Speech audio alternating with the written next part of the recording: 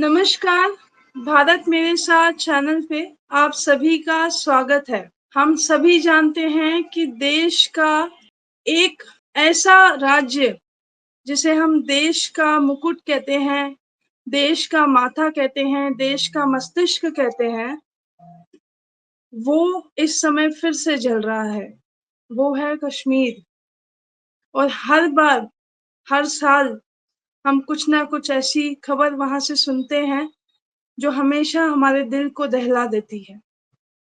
और आखिर कब तक? हम अपने चैनल में कभी भी राजनीति और राजनीतिज्ञ चीजों को प्रमोट नहीं करते हैं, लेकिन कश्मीर एक ऐसा विषय है जहाँ पे केवल राजनीति की ही समस्या नहीं है, बहुत सारी सामाजिक समस्याएं भी हैं, जिसे उजागर करना मुझे ऐसा लगता है कि मेरा और मेरे चैनल की पूरी टीम का कर्तव्य है। और मैं हमेशा से 15 वर्ष से पत्रकारिता में रहकर हमेशा अपने विचारों के साथ खुल के सामने आई हूँ और कश्मीर को बहुत अच्छे से जानती हूँ। हालांकि मेरा जन्म 90 में हुआ है और 90 का दौर सबसे ज्यादा मुश्किल, सबसे ज्यादा कठिन दौर था इस कश्मीर के लिए। और ये भी आपको बता दूं कि 90 में ही कश्मीर में ये सब नहीं हुआ। कश्मीर में ये सब चीजें बहुत पहले से चलती आ रही थी, जिसके तथ्य मिलना आज बहुत कठिन है और जिसके प्रूफ हम कभी भी ढूंढ नहीं पाते कि आखिर कब तक जो है कश्मीर जलता रहेगा और कश्मीर की ऐसी स्थिति होने का कारण क्या है। हम जब बगलामुखी मंदिर और ऐसी कई सारी सीरीज कर रहे थे, उस समय भी हमें कई लोगों ने कारण बताया कि कश्मीर में जो जलने की भावना है, जो आग लगाई गई जगह जगह, जो घर जलाए गए, वो क्यों जलाए गए? क्योंकि वो धरती ऋषियों की है, वो मुनियों की धरती है और वो धरती सनातन की है। इसी के साथ शुरू करते हैं। बहुत बड़ी लाइन मैंने कही है। मेरे साथ आज बहुत सारे अच्छे गेस्ट जुड़े हैं और मेरा काम भीड़ इकट्ठा करना नहीं है। मेरा काम है ऐसे लोगों को अपने साथ में जोड़ना और उनके ओपिनियन, उनके विचारों को लेना, जो वाकई में कश्मीर जैसे प्रांत को अपने दिल में लेके चलते हैं। मेरे साथ है पुनीत भोला जी, जो ज्वेलर एसोसिएशन के प्रेसिडेंट है, जिनके यहाँ पे आज दिल्ली में उन्होंने एक कैंडल मार्च किया है और कैंडल मार्च के बाद दिल्ली बंद का ऐलान किया है। मेरे साथ संजय तिवारी जी है, बहुत अच्छे पत्रकार, और संजय तिवारी जी बहुत समय से मेरे साथ जुड़े हुए हैं और अक्सर सर से जब बात होती है तो बहुत सारी चीजें जो है मुझे समझ आती है और बहुत सारा रिसर्च के बेसिस पे अगर मैं सर से बात करूं तो वो सनातन के बारे में बहुत अच्छी जानकारी रखते हैं। मेरे साथ संजय रैना जी है। मैं उनसे रिक्वेस्ट करूंगी कि वो अपना कैमरा ऑन कर दे। और संजय रैना जी आज मुझे बता रहे थे कि वो उसी जगह से है जहाँ पे ये टेरर अटैक हुआ है, पहलगाम। तो पुलवामा, पहलगाम, सोपुर, अनंतनाग, पूरा सब जगह हम लोगों ने यही हमले देखे और यही हमले सुने हैं। तो मैं अब सीधे सीधे सवालों पे जाऊंगी, मैं अपने प्रश्नों पे जाऊंगी। और प्रश्न पहला ये है मेरा कि आखिर कब तक ये होगा? और ये केवल कश्मीर में नहीं हो रहा है, बहुत सारे राज्यों में ऐसा हो रहा है। तो संजय तिवारी जी, संजय सर, मैं आपसे रिक्वेस्ट करूंगी कि आप इस पे पहले अपने जो है विचार मुझे दे कि आखिर कब तक हम लोग ये देखेंगे और बर्दाश्त करते रहेंगे। संजय तिवारी जी, आपकी आवाज नहीं आ रही है सर। म्यूट तो नहीं है? आवाज नहीं आ रही है संजय सर, एक बार अनम्यूट करो। हाँ, दोबारा करिए। नहीं, आवाज नहीं आ रही है।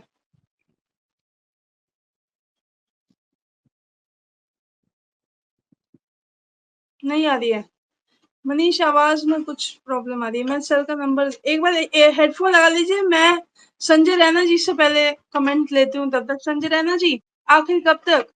आप उसी प्रांत से है, उसी जगह से है। संजय रैना जी, संजय रैना जी है? नहीं, संजय रैना सर नहीं है, वो रिमूव कर चुके हैं। रिमूव कर दिया, पता नहीं कुछ हुआ होगा टेक्निकल। पुनीत भोला जी मेरे साथ बैठे हुए हैं और पुनीत जी ने जो है कुछ टॉपिक। संजय रैना जी आ गए हैं, पहले संजय रैना जी जी से मैं हाँ कमेंट ले लूं। जी जी जी सुरभि जी। आखिर कब तक Sanjay ji? So first of all, thank you Surbhi ji for inviting us for this. Actually, at this moment we are very sad. We are very sad. जो भी हुआ अभी तक.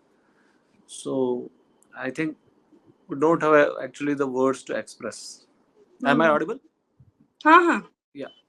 So I think मतलब ये जो घटना हुई है, अगर आप कुछ टाइम पहले की बात करेंगे, बिकॉज ये फर्स्ट इंसिडेंट ऐसा नहीं हुआ, ऐसे होते आए हैं पहले भी कई बार ऐसा हुआ है। एंड जब अभी से 1 साल 2 साल पहले जब एक पिक्चर रिलीज हुई थी, I will brief you in this way that Kashmir file जब रिलीज हुई, पीपल सेड दैट ये सब तो फेक है, ऐसी है। पीपल कुडंट बिलीव कि ऐसा भी हो सकता है।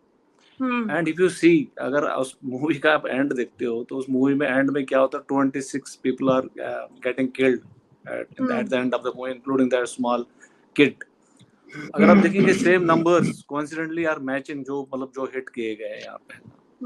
सो मतलब अभी लोग देख रहे हैं, now you can see the मतलब सिचुएशन क्या है। एंड अभी आज की डेट में और उस टाइम पे सिर्फ इतना डिफरेंस है कि पहले तो इतना media was not so active, या उतना इतने साधन नहीं थे उस टाइम के, पता चलता था, पता नहीं चलता था लोगों को किया। So that is the reason कि thousands and families have to vacate from there, or people in lakhs have to leave the Kashmir Valley. So we were one of them. And आज जो हुआ है, so this is shocking for me, क्योंकि I know personally Pahalgam एक ऐसी जगह है जहाँ पे मैं पला बड़ा हूँ, उस एरिया में मैं पला बड़ा हूँ। So हम तो नॉर्मली भी वैसे जाते थे पहलगाम, घूमने जाते थे ऐसे। तो वो एक ऐसी जगह है कि वो इतना मतलब शांत, मतलब आल्दो इतना कुछ हुआ कश्मीर में अभी तक, वहाँ पे फिर भी अभी तक इतना बड़ा कुछ हुआ नहीं था।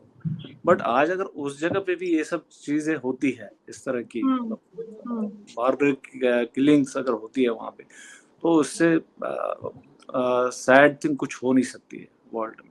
Very very unfortunate, very unfortunate. Sanjay Tiwari ji, audio हो गया सर? अभी भी ऑडियो नहीं आ रहा सर का।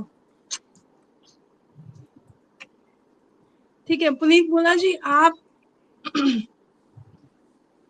पुनीत जी जी आप अपनी शॉप पे है इस समय। सबसे पहले आपका बहुत बहुत आभार, आपने ज्वाइन किया हमारे लाइव को। लेकिन आपने इस समय पे कैंडल मार्च भी किया है और आपके एसोसिएशन ने दिल्ली बंद का ऐलान भी किया है। मैं आपसे जानना चाहूंगी आखिर कब तक? पहले तो सुरभि जी आपका दिल से आभार कि आपने हमें अपने चैनल में आने का मौका दिया। मैं आपका बहुत बहुत धन्यवाद करता हूँ। और इस शो की घड़ी में आज हमने फैसला लिया है कि कल भारत बंद किया जाए, और दिल्ली बंद का तो हमने अपना पूरा फर्ज निभाया है। आज कैंडल मार्च किया है हमने। तभी हमने 8 बजे का समय रखा था, क्योंकि 6 बजे से हमारा 7:30 बजे तक कैंडल मार्च था, जो करोल बाग में हमारा हनुमान मंदिर तक हमने उसको पूरा किया। जी। अब की स्थिति ये है कि हमने जो निष्कर्ष निकाला है, कि आप देख रहे हो मैं बहुत देर से पढ़ रहा हूँ, क्योंकि मैं ना सीखना चाह रहा हूँ कि मैंने अगर अभी जाना है बच्चों के साथ, मेरी बुकिंग हुई है अमरनाथ यात्रा पे जाने के लिए, तो उसके लिए मेरे को कलमा याद करना पड़ रहा है, जिसका मैंने अभी लेसन याद किया है कि ला इलाहा इल्लल्लाह मोहम्मदुर रसूल अल्लाह। ठीक है। और सर पे मैंने ये टोपी भी खरीदी है, क्योंकि वहां जाने के लिए मुझे अपनी पहचान देनी पड़ेगी। कि बदकिस्मती है हमारी कि हिंदुस्तान में ही हिंदू होना अगर तुम्हारी मृत्यु का कारण बन जाए, तो इससे ज्यादा शर्मनाक और क्या होगा। मैं ये जानना चाहता हूं अपनी सरकार से, मैं ये मानना चाहता हूं कि मेरा कोई अपना अस्तित्व है कि नहीं है। आज से 4 साल पहले के 5 साल हो गए मेरे ख्याल से, पुलवामा अटैक जब हुआ था, हमारे 40 सैनिक मारे गए थे एक साथ। उसके ऊपर अभी तक क्या कार्रवाई की जा चुकी है? जब एक सैनिक सुरक्षित नहीं है तो वहां पर एक आम नागरिक जाके अपने आप को क्या सुरक्षा में अपने आप को पाएगा कि इतने सारे सैनिक, इतनी सारी वहां पे सुरक्षा, इतने लोग वहां पे 2500-3000 लोग वहां पे पर्यटक स्थल पे घूम रहे हैं और वहां पर एक भी सैनिक नहीं है तुम्हारा। उनके पास 4 जनों के पास कहां से हथियार आ जाते हैं, कहां से AK-47 आ जाती है? ये सरकार को पूछने वाला कोई है कि नहीं है? हम राजनीति नहीं करना चाहते, हम अपनी सुरक्षा को लेके आगे बढ़ना चाहते हैं। हम पिछले 30 सालों से हमारी शिव सेवा जो अमरनाथ की है उसको भंडारा लगाते आ रहे हैं। हम पिछले 30 सालों से, हमारा अमरनाथ की यात्रा से पहले ही ऐसा क्यों आ जाता है कि हमें कुछ सोचना पड़ता है कि हम सुरक्षित हैं भी कि नहीं है? मैं इससे बहुत ज्यादा आहत हूं और हमारा पूरा समाज, जो हिंदू समाज है, वो पूरा सहमा हुआ है। इसके लिए मैं किसको दोषी दूं? एक छोटे से मेरे को अल्फाज याद आ रहे हैं कि किसे कातिल समझूं, किसे मसीहा समझूं, सब यहां मेरे दोस्त ही बैठे हैं, मैं किसे क्या समझूं? तो मेरे को ये सुन के, ये बर्दाश्त करके मैं जो हूं वहां जाने की हिम्मत नहीं कर पा रहा कि मैं कश्मीर जाऊं और वहां जाके मैं अपने आप को, अपने साथियों को वहां पे वापसी सुरक्षित वापस ला पाऊंगा, जिंदा वापस आ पाएंगे। इस चीज का कोई मेरे को अभी तक कोई जवाब नहीं दे सका। और एक और चीज, आज मैंने बड़ी शर्मनाक वाकया सुना। अखिलेश यादव एक हैं समाजवादी पार्टी के, वो कहते हैं जी आतंक का कोई धर्म नहीं होता। ये आपने भी सुना होगा। जब आतंक का कोई धर्म नहीं होता तो पूछने से, मारने से पहले धर्म क्यों पूछा जाता है? अगर वो हिंदू नहीं होते, अगर वो दूसरे कौम के होते तो आज वो जिंदा होते, आज वो बच गए होते। उनकी बदकिस्मती थी कि वो हिंदुस्तान में होने के बावजूद भी हिंदू कहने का अपना जो है फर्ज अदा नहीं कर पाए और उन्होंने मौत को गले लगा लिया। नहीं, वो क्योंकि वो एक हिंदू हैं, इसलिए उनका जिंदा रहने का कोई। सुबह हम समाचार पढ़ रहे थे, उसमें एक हिंदू प्रोफेसर ने कलमा पढ़ दिया था तो वो बच गए और वो बड़ी खुशी से इस चीज को बता रहे थे। तो खैर ये बताइए। तभी मैं कलमा याद कर रहा हूँ। देखिए मैंने कलमा याद कर रहा हूँ, मेरे को भी कलमा याद करना पड़ रहा है। और देखिए मैंने सर पे टोपी लगा के बैठा हूँ और बल्कि हिंदू हूँ मैं। देखिए मैंने कलावा डाला हुआ है और मैं ज्योतिष मंच का अध्यक्ष हूँ, भोला ज्योतिष मंच। हम हिंदू हैं मगर मजबूरन हमें इसको गले लगाना पड़ रहा है। ये हमारी खुशकिस्मती कहिए या बदकिस्मती कहिए, या हमें असुरक्षित होने का भाव है। हम अपने हिंदुस्तान में ही जो हैं वो असुरक्षित हैं। अब हमें कौन हमें सुरक्षा मुहैया करवाएगा? मैं पूछता हूं मोदी सरकार से, जो इस समय हमारे को गृह मंत्री, और मोदी सरकार से कि सुरक्षित करने के लिए हमें उन्होंने क्या हथियार मुहैया कराए हैं, हम वहां पर क्या वो अपनी सुरक्षा के लिए वहां पर लेकर जाएंगे? मुझे इसका जवाब दें। ठीक है, आप अपने चैनल से इसको। संजय तिवारी जी का ऑडियो अगर ठीक हो गया तो, ऑडियो इनका नहीं आ रहा है अभी भी। ओहो, संजय तिवारी जी का जुड़ना मेरे लिए बड़ा जरूरी था क्योंकि सर आचार्य के रूप में भी हमारे साथ में है, पर कुछ टेक्निकल ग्लिच बहुत ज्यादा आ रहा है। एक बार ही देखिए किसी और डिवाइस से जुड़िए सर, किसी और डिवाइस से जुड़िए। बहुत दमदार पर्सनालिटी है उत्तर प्रदेश की जो सनातन को बहुत अच्छे से समझती है। तो मेरा बहुत मन था कि सर जुड़े डिबेट में बार बार, पर कुछ टेक्निकल इश्यू की वजह से वो नहीं बात कर पा रहे हैं। ये आपने बिल्कुल सही बात कही कि एक ये है कि एक क्वालिफिकेशन डिग्री है कश्मीर जाने की, कि अगर आपको ये सब कलमा और ये सब पढ़ना पड़े तभी आप जो हैं कश्मीर जाने के लिए क्वालिफाई हैं। दूसरी बात ये है कि हम ये उसी समाज से आते हैं। कश्मीरी हिंदू जो है, देखा जाए तो वहां पे कश्मीरी हिंदुओं का मैसाकर तो नहीं हुआ लेकिन हिंदुओं का हुआ है। तो कश्मीरी हिंदू और कश्मीरी जो बाकी हिंदू भाई हैं, हम लोग उनके साथ बिल्कुल बहुत अच्छे से, मैं सांत्वना तो नहीं देना चाहूंगी लेकिन एक बहुत अच्छे पावरफुल मैसेज के साथ हम लोग सामने आएंगे। मैं बहुत सारा आज सोशल मीडिया सुबह से देख रही हूँ और बहुत सारे मार्च और बहुत सारे पोस्टर्स हम लोग देख रहे हैं। संजय रैना जी उसी प्रदेश से आते हैं और जो इन्होंने कहा कि जिस तरह से विस्थापन उस समय पे हुआ और जो समाज जिस तरह से निकला उस समय पे भी यही था कि क्यों संजय जी? उस समय पे भी कलमा पढ़ने पर और ये वो नारा आप बताइएगा जो 90 में लगाया गया था, जिस नारे के कारण हमें निकलने पे मजबूर किया गया और कई सारे ऐसे ताने जो है आज भी हम अपने लिए सुनते हैं कि क्या ना हम भगोड़े हैं, हम भाग गए और बहुत सारी चीजें हैं। तो अनफॉर्चुनेट पार्ट है। मैं हाँ, बिल्कुल अनफॉर्चुनेट तो है ही, तभी मैं इन चीज़ों को उठा रही हूँ क्योंकि कोई इस पे बात नहीं करेगा। मैं बहुत सारे अपने समाज के लोगों को अलग-अलग रूप में देख रही हूँ। तो मैं आपसे पूछना चाहूँगी और आप बताना अगर चाहेंगे कि उस समय के नारे जो कश्मीरी में लगाए गए थे, मंदिरों में ये मस्जिदों से जो अज़ानें निकलती थी और क्या कहा जाता था, वो ज़रूर बताइए। आतंकवाद का धर्म है या नहीं है, वो तो हम तय नहीं करेंगे यहाँ पे, लेकिन जो हुआ था फैक्ट वाइज़ हम लोग उसको यहाँ बोल सकते हैं। So though I was very small, very young then, मतलब क्या हुआ था एग्जैक्ट बिकॉज मैं अपने पेरेंट्स के साथ उस टाइम निकला था, बहुत छोटा था। बट देखो आप, क्वेश्चन वही है कि मतलब एक फैमिली को या एक इंसान को एक अपना घर छोड़ के क्यों भागना पड़ रहा है, कुछ तो हुआ होगा ना। और मैं बता रहा हूँ तब के और अब में सिर्फ एक ही डिफरेंस है which is very clear that अभी social media is very active. अब चीज़ें अगर एक गोली कश्मीर में चली है तो विद इन 10 सेकेंड्स वो अमेरिका पहुंच गई थी news, because social media is very active now. उस टाइम नहीं होता था ऐसा, मतलब टारगेट किलिंग तो तब भी थी, कितने लोगों को मारा इरेस्पेक्ट of religion. Even I am saying कि मतलब वहाँ बहुत सारे जो भी इंडिया को सपोर्ट करता था उसको भी मार देते। इवन आज देखो आप पहलगाम में जिस बंदे ने, एक बंदा था, ये वाज ए नॉन हिंदू, जिसने किसी को बचाने की कोशिश की, ही वाज आल्सो किल्ड। सो आपको ये देखना पड़ेगा बेसिक प्रॉब्लम कहाँ पे।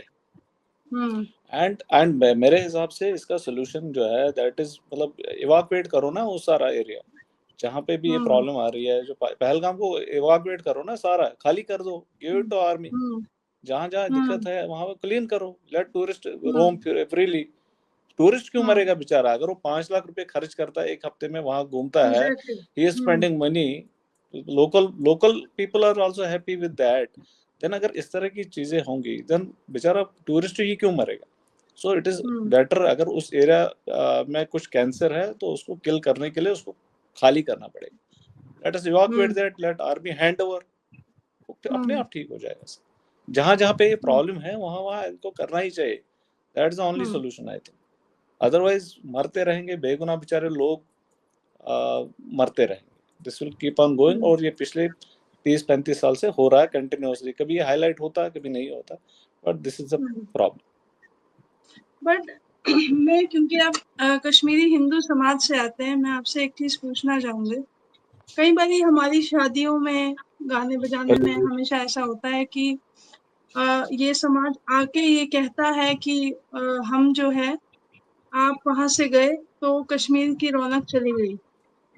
आप एक कनेक्ट करने की हमारे से हमेशा कोशिश होती है इनकी।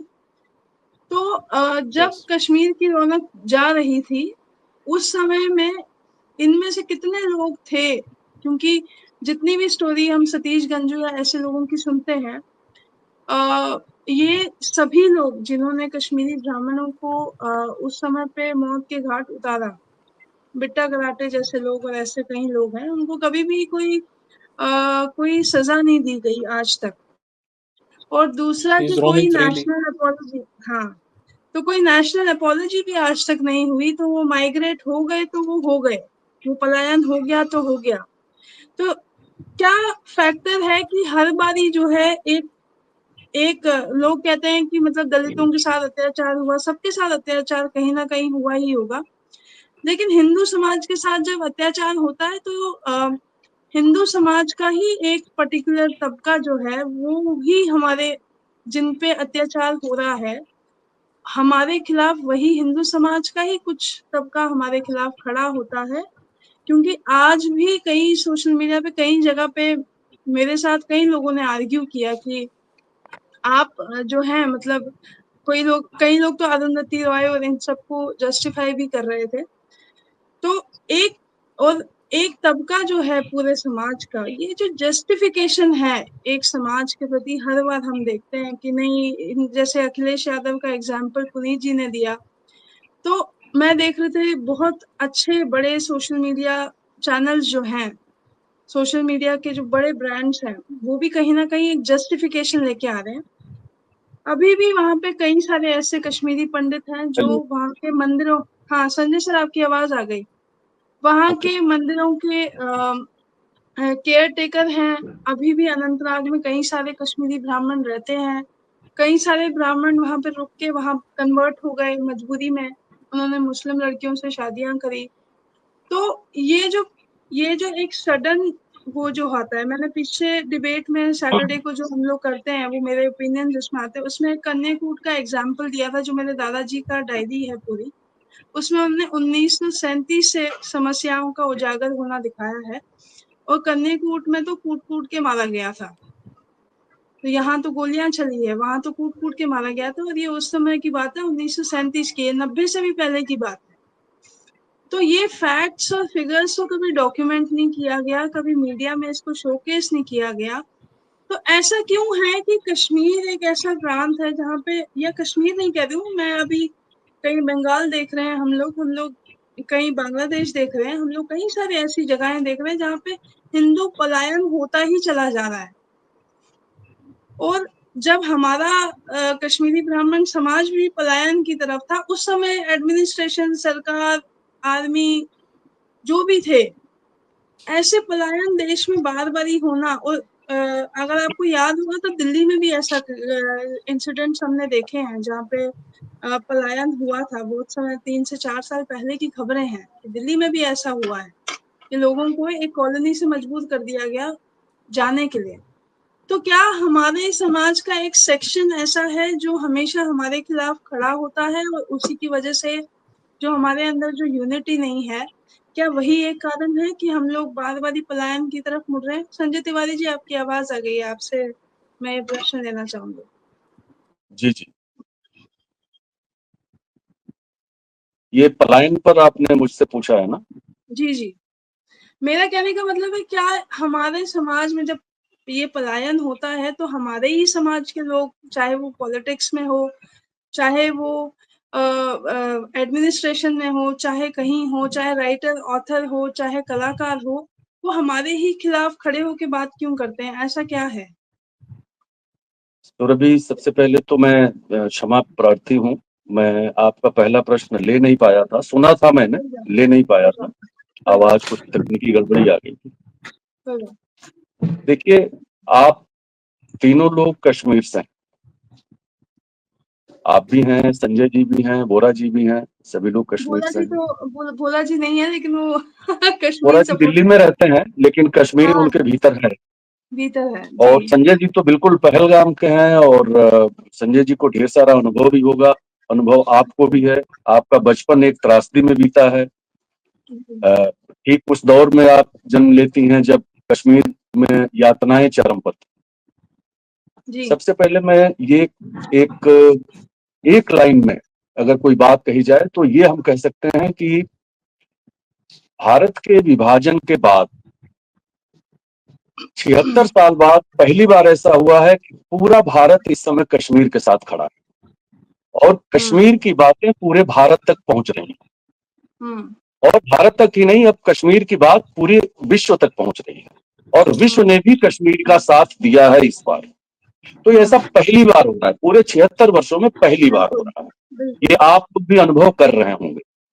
90 के दशक वाली जो बात आपने कही थी शुरू में, तो मैं बता दूं कि उस दशक में मीडिया हो या दूसरे जो संचार माध्यम होते थे, वो बिल्कुल दूसरे अवस्था में होते थे, और वो ऐसा दौर था जब पूरा भारत एक दूसरे को जानता नहीं था।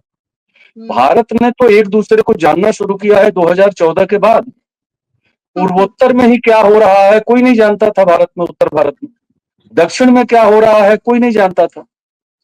केवल भारत के नाम पर जो भारतीय राजनीति थी, वो ठीक है कि उत्तर प्रदेश से प्रधानमंत्री लोग बनते रहे थे, लेकिन उत्तर प्रदेश, बिहार, राजस्थान और मध्य प्रदेश की राजनीति को ही पूरे भारत की राजनीति मान लिया जाता था, जबकि पूरा भारत एक था ही नहीं, पूर्वोत्तर के बारे में कोई जानकारी नहीं। अभी थोड़ा विषयांतर हो जाएगा, हम बात करें कश्मीर की, तो एक बात तो स्पष्ट हो गई कि कश्मीर को पहली बार पूरी दुनिया जान रही है, पूरा भारत कश्मीर के साथ खड़ा है, इसमें कोई दो राय नहीं। अभी अभी जो सर्वदलीय बैठक भी हो रही है, उसमें भी यही स्वर निकल के आ रहे हैं कि पूरा भारत कश्मीर के साथ है। ऐसा पहले कभी नहीं हुआ था। यदि ऐसा 1990 वाले 91 वाले दशक में हुआ होता, उस दौरान हुआ होता और घटनाएं इस तरह से लोगों के बीच आई होती, तो निश्चित तौर पर आप यकीन करिए भारत की जनता पूरी तौर पे सड़क पे होती।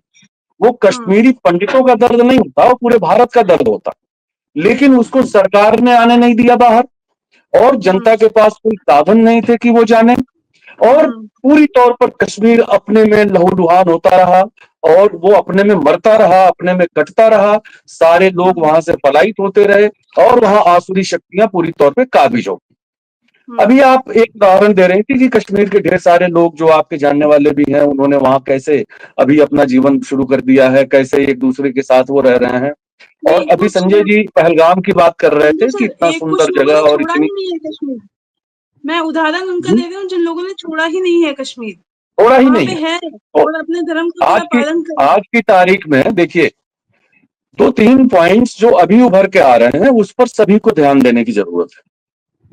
एक तो इस समय की सबसे बड़ी सफलता है कि लाल चौक से पाकिस्तान मुर्दाबाद के नारे लग रहे हैं। यह वही लाल चौक है जब मुरली मनोहर जोशी जी की यात्रा हुई थी और उस समय कश्मीर के लोगों ने यह चेतावनी दी थी कि यहाँ तिरंगा लहरा तो खून की नदी बह जाएगी। और बड़ी मुश्किल से संजोग ये था कि उस यात्रा के संयोजक माननीय मोदी जी थे और उन्होंने जाके झंडा फहराया था। और उस समय की उनकी एक पुरानी वीडियो क्लिप बड़ी वायरल होती है, जब वो चुनौती देते हुए आतंकवादियों को कहते हैं कि मैं आ रहा हूं, तुम्हें जो करना है करो।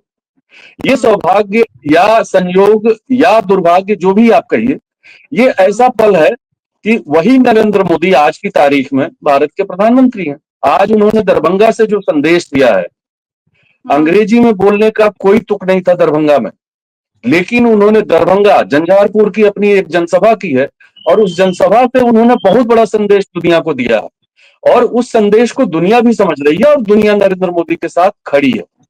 भारत भी नरेंद्र मोदी के साथ खड़ा है, ये मैं कह सकता हूं, क्योंकि अभी सर्वदलीय बैठक से जो स्वर उभर के आए हैं वो यही आए हैं कि सरकार जो करेगी हम उसके साथ हैं। देखिए, देश के भीतर सवाल पूछना ये जायज है, सवाल तो पूछे जाएंगे कि वहां सिक्योरिटी क्यों नहीं थी, वहां ये क्यों नहीं था, वहां ऐसा क्यों हो गया, लेकिन जब देश की बात आएगी तो देश के साथ देश खड़ा है, ये बड़ी बात है। ये हमारी अब तक की एक, हमारे लिए एक संवेदना के इस क्षण में जो है एक हमारे लिए मतलब इसको कहते हैं उम्मीद की किरण है कि पूरा देश हमारे साथ खड़ा है। ठीक वैसे खड़ा है जैसे इजराइल के साथ वहां के सारे लोग इजराइल की सरकार के साथ खड़े थे। अब अभी आपने एक सवाल किया था कि कश्मीर इससे कब मुक्त होगा। देखिए, कश्मीर, जब आपने अपनी बात शुरू की तो आपने कहा था कि कश्मीर भारत में ऋषियों की और मुनियों की धरती है। मैं आपको बताऊं कि आज का जो सनातन भारत है, जिस सनातन भारत को लेकर के पूरी सरकार चल रही है और पूरी योजनाएं बन रही हैं, वो सनातन शब्द कश्मीर से आता, वो कहीं और से नहीं आता। दिक्कत ये हुई कि कश्मीर अपनी उस परंपरा से पूरी तौर पर कट गया जो उसकी निजी थी और कश्मीर पर कबीलों का राज्य हो गया और ऐसे कबीले राज करने लगे जिनका कश्मीर से कुछ लेना देना नहीं था। आप सोचिए कि इस आतंकी घटना के बाद दुनिया की मीडिया और भारत की मीडिया पहली बार कह रही है कि एशिया का स्विट्जरलैंड है पहलगाम। इससे पहले तो किसी प्रिंट और इलेक्ट्रॉनिक मीडिया में मैंने नहीं सुना था कि एशिया का स्विट्जरलैंड है, जबकि वस्तु स्थिति यह है कि स्विट्जरलैंड से भी सुंदर है पहलगाम। और पहलगाम में हिंदी फिल्मों के कम से कम 100-150 गाने फिल्माए गए हैं। पहलगाम की वादियां गजब की हैं। हमारी पहले की पीढ़ी इसको जानती थी, देखती थी, लेकिन किसी ने लिखा नहीं इस पर, किसी ने इस पर कोई काम नहीं किया, किसी ने इसको बढ़ाने की कोशिश नहीं की। आज अगर पहलगाम से लेकर श्रीनगर और जम्मू तक पूरे कश्मीर की जनता पाकिस्तान मुर्दाबाद के नारों के साथ आज की तारीख में कह रही है कि भाई पर्यटक लोग, आप लोग यहाँ से मत जाइए, हम आपके साथ खड़े हैं। तो इसलिए हो पा रहा है कि वहां से धारा 370 हटने के बाद वहां के लोगों का जीवन बदला हुआ था। वहां के लोगों के जीवन में वास्तव में मनुष्य होना पता चल रहा था कि ये आपका रोजगार है, ये आपकी कमाई है, ये आपका घर है, आपको ऐसे रहना चाहिए, ऐसे खाना चाहिए, ऐसे पहनना चाहिए। और आप सोचिए कि लगभग 2.25 करोड़ पर्यटक जो हर साल पिछले 2 वर्षों में गए हैं, उनसे वहां की इकोनॉमी कितनी एक तरह से बढ़ी होगी और कैसे लोगों का अपना जीवन स्तर ऊपर उठा होगा। ये अब जो आज का कश्मीरी जो बोल रहा है कि ये कश्मीर पर हमला है, कश्मीरियत पर हमला है, जैसे मैं सुन रहा था पीडीपी की नेता को, महबूबा मुफ्ती को, कल एक इंटरव्यू में वो कह रही थी कि मैं राजनीति बिल्कुल नहीं करना चाहती हूँ, मुझे राजनीति पर कोई बात नहीं करनी है, ये हमला कश्मीरियत पर हमला है। ठीक बात, अच्छी बात, ये बयान स्वागत योग्य है, इसमें कोई दो राय नहीं। ये भी उतना ही कड़वा सच है कि हिंदू जानकर, हिंदू पूछकर, धर्म पूछकर अगर गोली चलाई गई है तो ये निश्चित तौर पर कश्मीरियों को बदनाम करने के लिए चलाई गई है। ये भारत में गृहयुद्ध पैदा करने के लिए चलाई गई है, क्योंकि ये घटनाएं यूं ही नहीं हो रही। इन घटनाओं की आप क्रोनोलॉजी समझिए, ये घटनाएं किस दौर में हो रही हैं। अमेरिका का उपराष्ट्रपति भारत में है, मुर्शिदाबाद में दंगे चल रहे हैं, वक्फ पे कानून आ चुका है। भारत का प्रधानमंत्री अरब में है, भारत का नेता प्रतिपक्ष अमेरिका में है। और ये घटना ऐसा भी नहीं है कि रातों रात प्लान करके हो गई होगी, इसकी प्लानिंग में महीने, 2 महीने, 3 महीने का टाइम लगा होगा। उससे पहले 16 अप्रैल को पाकिस्तान के जो जनरल हैं मुशीर, वो गजब की तकरीर करते हैं। 2 राष्ट्र का सिद्धांत पता नहीं कब का खत्म हो गया। जिन्ना ने डायरेक्ट एक्शन डे कर लिया, उस पाकिस्तान बनवा लिया। और अब इस सदी में आज की तारीख में वो 2 नेशन थियरी लेके आ रहे हैं और कह रहे हैं अपने बच्चों को पढ़ाओ कि पाकिस्तान कैसे बना। अरे भाई, पाकिस्तान जो बना है, पाकिस्तान की रूट्स में केवल 1947 नहीं है। रावलपिंडी, लाहौर या कोई भी कसूर, कोई भी ऐसा शहर ऐसा नहीं है जो 1947 में बना है। लाहौर तो बहुत पुराना शहर है। लाहौर कितना पुराना शहर है, आप उसके इतिहास में जाइए। कश्मीर जब से है तब से लाहौर है लगभग।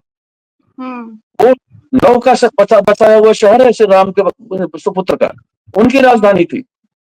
कश्मीर पर जब हम बात कर रहे हैं आज की तारीख में, और इतनी बड़ी एक खुरेजी घटना के बाद, इतने बड़े घाव लगने के बाद, इतना रक्त बहने के बाद, तो जाहिर सी बात है कि अब कश्मीर के रूट्स में जाना पड़ेगा। खास तौर से कश्मीर की जो आवाम है, कश्मीर के जो लोग हैं, और खास तौर पर वहां के जो ओरिजिनल लोग हैं कश्मीर के, जिन्हें कश्मीरी पंडित कहते हैं, उनको इस चीज पे काम करना पड़ेगा कि भाई हम कौन हैं, कहां से आए हैं, क्यों कश्मीर हमारा है। कोई कश्मीर का मुसलमान 200-300 साल का नहीं है। हर कश्मीरी मुसलमान की 4वीं 5वीं पीढ़ी ही चल रही होगी, उससे पहले कोई मुसलमान नहीं था वहां। अपने इस इतिहास में जब आप जाएंगे तो आपको ढेर सारे करेक्शंस करने पड़ेंगे। संघर्ष तो होगा, मेहनत तो लगेगी। आपको याद होगा, मैंने आपसे बहुत पहले, आज से लगभग 6 साल पहले, 5 साल पहले, आपको मैंने कहा था कि आओ एक कश्मीर पर हम इशू निकालते हैं। याद है? आपने सामग्री इकट्ठी भी की होगी। ये यूं ही बात नहीं आई थी। कश्मीर पर बहुत लोग काम कर रहे हैं, काम हो रहा है। अभी हमें सुकून इस बात का है कि हमारे पास एक ऐसा नेतृत्व है जो सेंसिटिव है, जो इन इश्यूज को बर्दाश्त नहीं करता है, टॉलरेट नहीं करता है, निश्चित तौर पर इस पे एक्शन लेता है। अभी एक सवाल उठा, पुलवामा हुआ, उसके बाद क्या हुआ हम लोगों को पता नहीं है। देखिए, हर बात पता नहीं होनी चाहिए। हम जनता हैं और जनता को सुकून चाहिए, सुकून की रोटी चाहिए, और अपने नेतृत्व से इतना पूछने का हक होना चाहिए कि भाई ये अगर हमारे कहीं कष्ट हैं तो उन कष्टों का निवारण आप कब तक करोगे। पुलवामा पर जवाब आना चाहिए, पूछना चाहिए, लेकिन आज पूछने का वक्त नहीं। आज हमें सिर्फ ये पूछने का वक्त है कि ये पहलगाम में जो खून बहा है, इसका बदला हम कितने दिन में लेने जा रहे हैं। अब चूंकि सरकार की एक्टिविटीज दिखाई पड़ रही है, सब कुछ दिख रहा है, वर्षों से लेके और आज तक जो गतिविधियां भारत में चल रही हैं वो सामान्य नहीं है। जिस तरह से घटनाएं हो रही हैं, जिस तरह से बैठकें हो रही हैं, सरकार जितना एक्शन मोड में दिख रही है। देखिए, बहुत दिनों से ये बात चल रही थी कि जो सिंधु जल समझौता है उसको खत्म किया जाना चाहिए। ठीक है, समझौता खत्म हो गया, लेकिन पानी रातों रात तो नहीं रुकेगा ना। पानी रोकने के लिए हमें भी प्रबंध करने होंगे। हमने वो समझौता खत्म कर दिया। कल विदेश मंत्रालय ने जब अपनी प्रेस की तो उन्होंने सबसे पहला काम वही किया। हमने अपने बॉर्डर रोक दिए। हमने अपने जितने भी पाकिस्तानी लोग थे, वीजा पे थे, उनको कह दिया कि आप 48 घंटे या 15 तारीख तक आप चले जाइए। हमने काउंसुलेट्स बंद कर दिए, वहां संख्याएं घटा दी। आज उन्होंने ही उसको कॉपी पेस्ट करके अपने सुरक्षा बैठक के बाद एक जारी किया है कि हम भी ये कर रहे हैं। हमने अटारी बॉर्डर बंद किया था, उन्होंने बाघा बॉर्डर बंद कर दिया। वो भी आक्रोश में है, उनको भी वो उनका आक्रोश है कि घबराहट है कि डर है, क्या है, क्योंकि वो जिस तरह से अपनी सेनाएं डिप्लॉय कर रहे हैं, जिस तरह से लगातार अपने जहाज डिप्लॉय कर रहे हैं, वो तो बिल्कुल जंग में आना चाहते हैं। भारत अंतिम क्षण तक जंग से बचना चाहता है। वो बिना जंग लड़े भी इस चीज को जीत सकता है, जीतने की स्थिति में है। जंग आखिरी हथियार है, हम जंग लड़ लेंगे, हम अक्षम नहीं है, हम इतने अक्षम नहीं है। आज जिस तरह से प्रधानमंत्री ने जो तेवर दिखाया, उन्होंने कहा पृथ्वी के किसी कोने में रहोगे हम मारेंगे, हम ले आएंगे तुम्हें। तो वो यूं ही नहीं कह रहे हैं, उनके पास उसके आधार हैं, उनके पास उतना करने की शक्ति है। और सबसे तो हमारे लिए बल की बात है, पूरा विश्व समुदाय इस समय कश्मीर और भारत के साथ खड़ा है। भारत के भीतर से हमें डर था, तो भारत के भीतर वाला डर हो सकता है बना रहे हमारा, लेकिन पूरी दुनिया हमारे साथ खड़ी है। तो निश्चित तौर पर अब कश्मीर के लोगों का दायित्व बनता है कि भैया आओ, अब कश्मीर का जरा इतिहास भी टटोलें, क्योंकि अब भूगोल बदलना है, भूगोल बदलना पड़ेगा। आपने जो सवाल उठाया कि कब तक रुकेगा, तो ये भूगोल बदल जाएगा तो रुक जाएगा। एक भूगोल बदला था तो ये शुरू हुआ था, दूसरा भूगोल बदलेगा वो रुक जाएगा। और भूगोल बदलना तय है, सुनिश्चित है। पीओके तो आपके पास आना ही चाहिए। जिस दिन पीओके हम अनाउंस कर देंगे कि हमारे पास है, उस दिन ये भूगोल बदल जाएगा और उस दिन ये सारी चीजें रुक जाएंगी। लेकिन अभी हमारे सामने कुछ और भी विकल्प हैं। पाकिस्तान जिस तरह से खुद में लहूलुहान है, वो खुद रो रहे हैं, खुद चिल्ला रहे हैं। अब इंटरनेशनल मीडिया पे आके वो अपनी बात कह रहे हैं कि भाई बलोचिस्तान में हम ब्लीड कर रहे हैं, हम सिंध में ब्लीड कर रहे हैं, भारत ने पानी रोक दिया, हम तो खाने में मर जाएंगे, हमारे किसान पहले से आंदोलित हैं। तो उनके अपना रोना धोना शुरू हो रहा है। विश्व मंच पे वो आएंगे, रोएंगे, गिड़गिड़ाएंगे, विक्टिम कार्ड खेलेंगे। ये इस्लामिक आतंकवाद का विक्टिम कार्ड सबसे बड़ा हथियार अब तक का रहा है। ये अलग बात है कि पूरी दुनिया, खासतौर से दुनिया की जो शक्तियां हैं, उन सब ने इस विक्टिम कार्ड की नौटंकी को समझ लिया है, क्योंकि सभी झेल रहे हैं। वो चाहे अमेरिका हो, चाहे वो रूस हो, चाहे वो कोई और बड़ा देश हो। हाँ, सिर्फ ब्रिटेन और कनाडा ऐसे देश हो सकते हैं, ऐसे समुदाय हो सकते हैं जो इनके साथ थोड़ा बहुत कुछ खड़े होने की कोशिश करेंगे। लेकिन मुझे नहीं लगता है। भारत की जो स्थिति है, जो वैश्विक स्थिति है, और भारत की जो लीडरशिप है, उसके आगे अब दुनिया में कोई ऐसा नहीं है। यहां तक कि मैं दावे के साथ कह रहा हूं कि चीन भी म्यूट रहेगा इस इशू पे, वो भी कुछ बोलेगा नहीं, वो तटस्थ होकर देख सकता है। तो ऐसी स्थिति आ चुकी है सुरभि, और कश्मीर में ये सब रुकने जा रहा है। ये अब बहुत सिमटी हुई चीजें हैं। ये समझ लीजिए कि दिया की वो लौ है जो बिल्कुल भकभका रही है, बुझने वाली है। आपके लिए ये खुशी का संदेश मैं दे रहा हूं कि बहुत जल्दी ये चीजें खत्म होंगी और आप ही कश्मीर में जाके कश्मीर को नए सिरे से बनते हुए देखेंगी। पुनीत जी बीजेपी का गमछा पहन के बैठे हुए हैं इस वक्त। पुनीत जी क्या कहेंगे आप कुछ कहना चाह रहे थे? जी सुरभि जी, इससे पहले मैंने आपको अपना बचाव के लिए मैंने आपको बताया, टोपी पहना हुआ था, कलमा पढ़ रहा था। ठीक है, अब आ जाइए, क्योंकि मैं अभी बैठा हूँ करोल बाग अपनी शॉप पे, घर पे नहीं हूँ। मैंने अभी घर भी पहुंचना है, 9 बजने को है जी। मैं इनकी बातों से सहमत हूँ, क्योंकि ये बहुत अच्छे से गणना कर रहे हैं कि सरकार को अच्छे से ये चिन्हित कर रहे हैं कि क्या क्या उनकी वो रही है उपलब्धियां।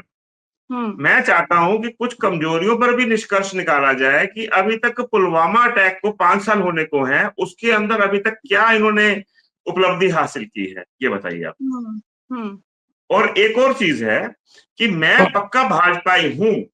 पिछले 40 वर्षों से, जब से मैंने होश संभाला है, मैं भाजपा के साथ ही जुड़ा हुआ हूं। और अपना संगठन चला रहा हूं, मैं जनरल सेक्रेटरी हूं दिल्ली स्वर्णकार संघ का। मैं बीजेपी से सवाल पूछता हूं कि सरकार से हमें वहां पर क्या इन्होंने सुरक्षा के लिए हमें क्या आश्वासन दिया है मोदी जी ने अभी तक, हम क्या सोच के इनको वोट दें। यही वजह है कि 400 की इनकी थी मांग और 240 में सिमट गए, क्योंकि लोगों के सामने पारदर्शिता नहीं है। ये नहीं कि कोई इलेक्शन आने वाले हैं, मान लीजिए बिहार के, तो एक ऐसा विस्फोट हो गया तो कल को इन्होंने उपलब्धि हासिल करके दिखा दी, 4-5 महीने गर्मा गर्मी रही न्यूज चैनल में, तो जय मोदी, हर हर मोदी। और 90% गोदी मीडिया है आज के समय में। गोदी मीडिया के चलते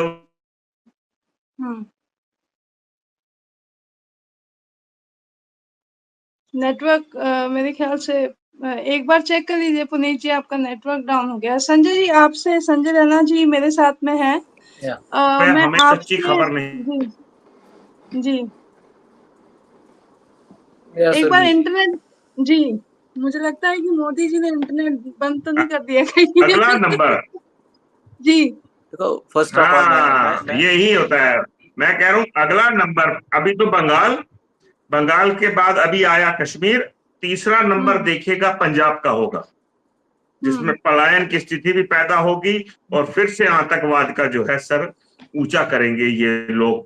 क्योंकि मैं इनको जितना मर्जी अच्छा समझ लूं, मगर राजनीति से गंदा कोई नहीं है।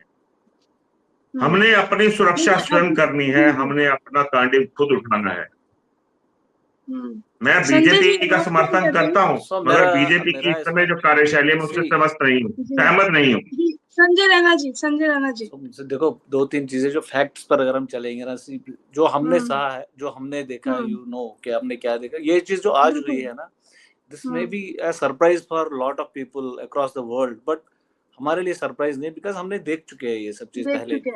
Okay Surabhi, you know it very well, right. But एक चीज फैक्ट है, मानना पड़ेगा सबको कि जो मोदी ने किया है पिछले कुछ सालों में, नोबडी कैन डू दिस। एक ट्रेन वहां तक जा रही है, रोड जहाँ पे 15 घंटे लगते थे जम्मू से कश्मीर जाने में, आज वहां पे 4 घंटे लगते हैं। So lot of things, lot of development has happened without any doubt.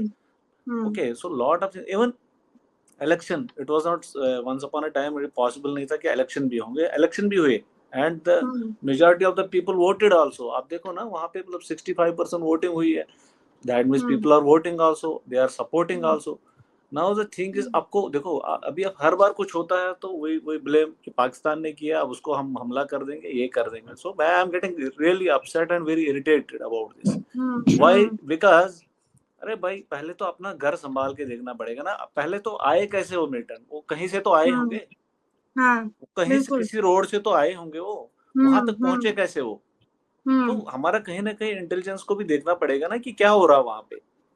ऐसे मतलब बेगुनाह लोगों को वहां पे छोड़ के, मतलब छोड़ दिया हमने एक हिसाब से वहां। So lapse is there, so improvement पहले तो हमें अपना घर संभालना है। आई थिंक बॉर्डर पे lot of things we must do, ताकि मतलब ये घुसपैठ और ये सब चीज। अब किसी का मैं कल इंटरव्यू देख रहा था, ही वाज सेइंग कि भाई एक दिन पहले तो ये आए होंगे, इन्होंने प्लानिंग की है, कहीं तो रुके होंगे, ये कहीं तो खाना खाया होगा इन्होंने एक दिन पहले या 10 दिन पहले, इन्होंने कुछ प्लानिंग तो की होगी। कहाँ थे वो are the people who are supporting them.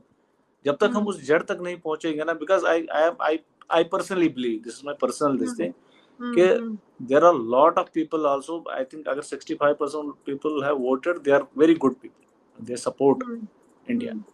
Okay, it's a fact आज की डेट में। I am not talking about previously क्या हुआ, I am talking about the current thing. But the thing is, जो अभी हो रहा है, आप सबको पता है कि भाई कौन मारा गया, क्यों मारा गया। और ये अभी क्या है, अभी एक ही चीज डिफरेंट हुई कि ये एकदम से पता चल गया लोगों को, बिकॉज एविडेंस आ गई सामने लोगों ने बोला, विटनेस थी, इमीडिएट सोशल मीडिया की वजह से लोगों को पता चला। अदरवाइज हुआ तो पहले भी कश्मीर में हुआ क्या, कश्मीर तो स्टार्टिंग से देखो, अगर आप देखोगे कश्मीर जब तो ललित आदित्य वहां का किंग था, तब से लेकर अब तक यही हो रहा है।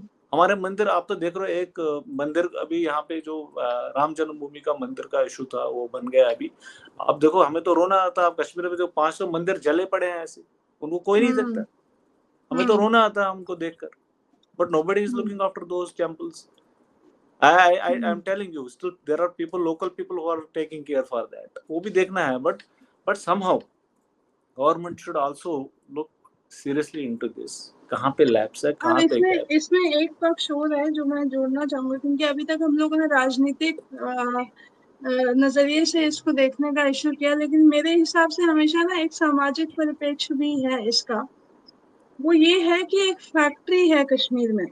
एक तो मैंने अभी जो सवाल पूछा था कि हिंदुओं का एक तबका जो है वो हमेशा हिंदुओं के खिलाफ ही बात करता है कि कश्मीर भारत का हिस्सा नहीं है, कश्मीर पाकिस्तान को देना चाहिए। वो और वहाँ जो लोकल के लोग हैं वो भी आधे से ज्यादा, अगर आप उनको देखेंगे तो यही कई सारे लोगों को मैं देखती हूँ ऐसे सुरभि स्टेटमेंट्स जी, निकल आप के एक आते चीज हैं। देखो ऐसे लोग होते हैं, they have some political agenda, but otherwise हाँ आई विल टेल यू, हाँ। I am telling you, hmm. Everybody मैं नोज वही पाकिस्तान की इसको मैं हालत यही क्या कह है। रही हूँ कि एक पाकिस्तान, फैक्ट्री nobody चलती है। wants to ji. go to Pakistan. मैं आपको बता रहा हूँ पाकिस्तान की ऐसी हालत है, everybody it is known. Pakistan का जो हमारा टेटवाल में जो मंदिर बना है, हमारे यहाँ जो जो रेट चल रहा है, एक गैस सिलेंडर हमारे जो 1000 रुपए का, वो वहाँ पे 3000 रुपए का है। ठीक है, एक केजी तेल यहाँ पे 150 रुपए का, वहाँ 500 रुपए। और आवाज आती है, हर बार बात होती है, तुम्हारे वहाँ तेल का भाव क्या चल रहा है? वो बोलते हैं हमारे 500 रुपए का, हम बोलते हैं यहाँ तो 150 रुपए का। ये फैक्ट है, बिल्कुल। एक हाँ। किशनगंगा बीच में एक रिवर है, तो वहां की हम्म हालत क्या है? वो तो खत्म है, उनके पास तो कुछ है ही नहीं। उनके पास सिर्फ एक ही चीज बची है कि किसी तरह से आप उसको आप मजहबी रंगत देकर वहां पे क्रिएट करो इशू। बिल्कुल। तो आप सामाजिक परिप्रेक्ष्य ये है कि एक फैक्ट्री है कश्मीर में जी, जो ब्रेन वॉश का जो एक सिस्टम वहां पे चलता है, बचपन से ही बच्चों को पढ़ा, एजुकेशन से लेके हर चीज में वो रूट्स में उनके डाला जाता है, और फिर उसके बाद वही वही जो बच्चे हैं वो आतंकियों के रूप में सामने आते हैं। मैं 2016 आपको Surabhi, I am sorry to stop you here, I am telling you one example here. जो जी। जैसे आप सिखाओगे वैसे आप देखो, अगर आप सर्वे भी देखोगे, एक मिलिटेंट की लाइफ कितनी होती है, 5 से 10 साल। वहीं पे जो हमें हमारे घर वालों ने सिखाया कि कैसे जीना है, जब हम अपने इतने बड़े हवेलियां छोड़ के वहां से भाग के आए, when I came to Delhi, हम यहाँ रोड पे रहे, रेलवे स्टेशन पे रहे, बट समहाउ हमने अपने आप को स्टैंड किया ना। जो आप बीज बोओगे तो वैसे उसका फल भी मिलेगा ना। वही बीज की तो मैं बात कर रही हूँ कि उस पे कैसे अंकुश लगाया जाए संजय तिवारी सर, कि जो बच्चों में जो एक आक्रोश पैदा किया जा रहा है, नफरत पैदा की जा रही है। क्योंकि मैं 2016 में आखिरी बार कश्मीर गई हूँ और मैं पत्थरबाजों से भी निपटे, मतलब हमारे ऊपर इतने पत्थर फेंके गए, और मैं एज बार जो है मैं बताती हूँ, 4 साल के बच्चे भी उसमें थे, और 4 साल के बच्चे का पिता जो है उसको रोक रहा है वो करने से, यानी कि उसका पिता भी तरसा हुआ है कि एक फैक्ट्री जो है ये फैक्ट्री कैसे खत्म होगी।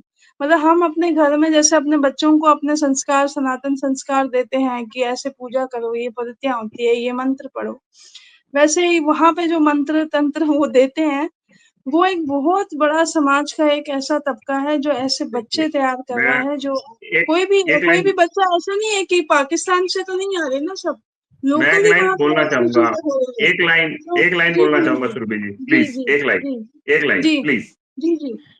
आप कह रहे हो ना वहां फैक्ट्री लगी हुई है कि वहां पर वो पैदा होते हैं उग्रवादी आतंकवादी, यही कहना चाह रहे हो ना आप? मैं वही कह रही हूँ कि मतलब वहां बच्चा, की हाँ, सोच में वो चीज है, उसको मैं कैसे ये खत्म कहना करें। चाहता हूं कि ऑल ओवर वर्ल्ड में कुरान में लिखा हुआ है कि जहां पर काफिर मिले उसे उसी समय मार दो, उसी समय उसे धड़ शरीर अलग कर दो। जब कुरान में, आज एक मुसलमान का मैंने वीडियो देखा, व्हाट्सएप पे बहुत चल रहा है, कि उसी ने कहा कि कुरान के फलानी नंबर पेज पे, फलाने कुरान नंबर आयत पे लिखा हुआ है कि जहां पर काफिर दिखे उसको वहीं पर मार दो। तो ये तो कुरान में लिखा है इनकी, मुसलमानों की। पढ़ाने का तो, स्कूल चलाने का और मदरसा चलाने का तो किस्सा ही अलग है, वो तो चलो एक छोटी सी बात है। इनकी कुरान में ये चीज लिखी गई है कि हम इनकी नजर में काफिर हैं। हिंदुस्तान में हम हिंदू हैं, हम रहते हुए भी हम काफिर हैं, और हम इनके लिए, काफिरों के लिए 33% की सब्सिडी देते हैं। हम अपना पेट काट के इनके लिए वो भरते हैं टैक्स, और इनको मुफ्त में चीजें मुहैया कराई जाती हैं। क्यों? क्योंकि हम काफिर हैं। तभी कहते हैं कि आतंक का धर्म नहीं होता, कोई मजहब नहीं होता, तो हम तभी तो वहां पे मारे जाते हैं सरेरा। तो इसीलिए तो मेरा प्रश्न है पूछने का सवाल कि भाई हमारा क्या कसूर है कि हम हिंदू हैं? ये मेरा कसूर है कि मैं हिंदू? आज संजय कैंडल तिवारी मार्च जी, निकाला है, आज कैंडल जी मार्च निकाला है, हमने क्या सोच के निकाला है कि आज हम इकट्ठे हैं। कहते हैं जब पड़ती है ना सर पे, तो सारे जिन्हें ऐसे करके इकट्ठे हो जाते हैं एक दूसरे पे गले में हाथ डाल के, थोड़े दिनों के बाद सारे जो है अपने अपने में मुश्किल हो जाएंगे। हिंदू हिंदू बताइए। पूरा 100% इकट्ठे नहीं हो पाते हैं, ये हर बार मैं का वही केस तो है। कह रहा हूँ, ये आप पहले से कश्मीर से हमारे आए हैं, छत्तीसगढ़ भागे, के आप लोग कह हैं। रहे हैं हम कश्मीर के सताए हुए हैं। यहाँ पर जी। आज से पहले काबलिए भी आए थे अफगान से। हम्म। आज वो एक जगह एक ही गुट में रह रहे हैं, एक इलाके में, तो वो अफगानिस्तान काबलिस्तानी रह रहे हैं, क्योंकि जब उनका पेट भर जाएगा तब उनके बच्चे जो हैं बड़े बड़े शहरों में, बड़े बड़े फ्लैटों में अलग अलग रहने लग जाएंगे, क्योंकि दर्द जी। जब भूल जाता है ना आदमी, तब उसको एक कुटुंब की याद नहीं आती, फिर उसको अपना अपना नजर आता है। और यही बदकिस्मती हम हिंदुओं की है कि हम वो 1947 वाला दर्द भूल चुके हैं। संजय तिवारी सर, इस फैक्ट्री को कैसे बंद किया जाए? देखो, ये फैक्ट्री 1400 साल पहले शुरू हुई थी, जी। और इस फैक्ट्री के जो सिद्धांत थे, जो मटेरियल था, इसका रॉ मटेरियल, इससे जो उत्पाद निकलते थे, वो मटेरियल वही है, उसके सिद्धांत वही हैं, उसका कोई रिनोवेशन नहीं हुआ है और किसी ने करने की कोशिश भी नहीं की है और न कोशिश की जाएगी।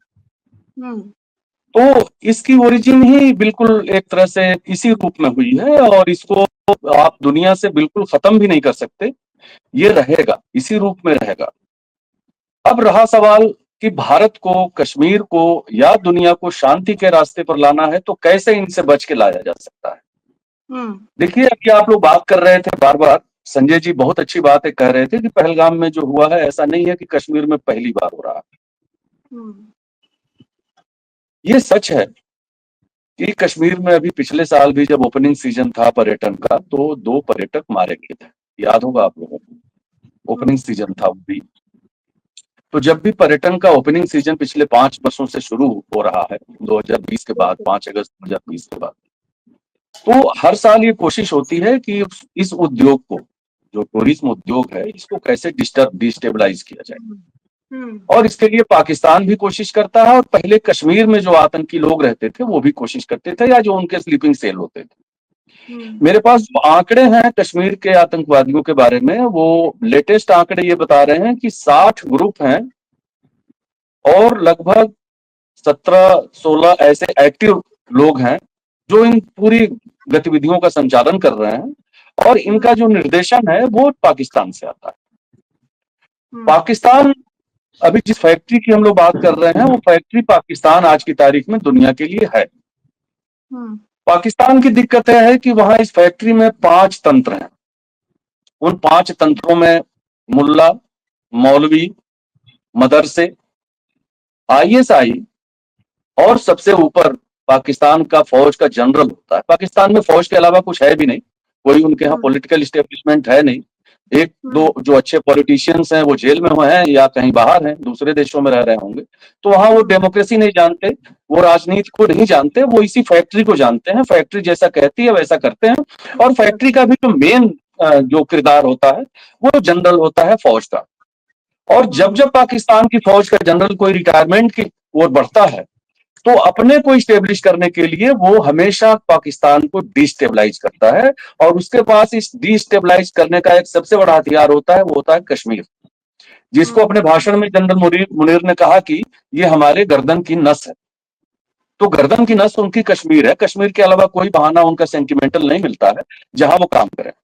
अब दिक्कत यह है कि कश्मीर से 370 गायब है, 370 नहीं है कश्मीर। कश्मीर भारत का हिस्सा है, कश्मीर ग्रो कर रहा है, कश्मीर में लोग अब ये जानने लगे हैं कि भाई डेमोक्रेसी क्या होती है। देखिए, कोई भी इतना बड़ा परिवर्तन रातों रात नहीं होता। कश्मीर में 370, कश्मीर से 370 हटाना ही एक बड़ी घटना थी। 370 हटाने के समय लगा था कि विश्व समुदाय में कोई रिपरकशन होगा, नहीं हुआ। फिर विश्व की एक अपेक्षा थी, जहां ये रोते जाते गिड़गिड़ाते विक्टिम कार्ड खेलते, उससे पहले हमारे जो इस्टेब्लिशमेंट है उन्होंने कश्मीर में बिल्कुल डेमोक्रेटिक तरीके से चुनाव करा दिया, और चुनाव बड़े शांतिपूर्ण तरीके से हुए। सबको पता था कि चुनाव में भाजपा नहीं जीतने जा रही है, सबको पता था कि चुनाव में भाजपा के जीतने का कोई कारण नहीं है, भाजपा की सरकार नहीं बनेगी। सिर्फ जम्मू इलाके की सीटों के आधार पर आप सरकार नहीं बना सकते। तो भारतीय जनता पार्टी या केंद्र सरकार ये जानते हुए भी उन्होंने चुनाव कराया, चुनाव शांतिपूर्ण हुआ, बड़े पूरे विश्व मीडिया ने उसको कवर किया, दुनिया भर के राजनयिकों ने वहां दौरे किए और चुनाव होने के बाद एक सरकार बनी, सरकार चल रही है, अभी भी है।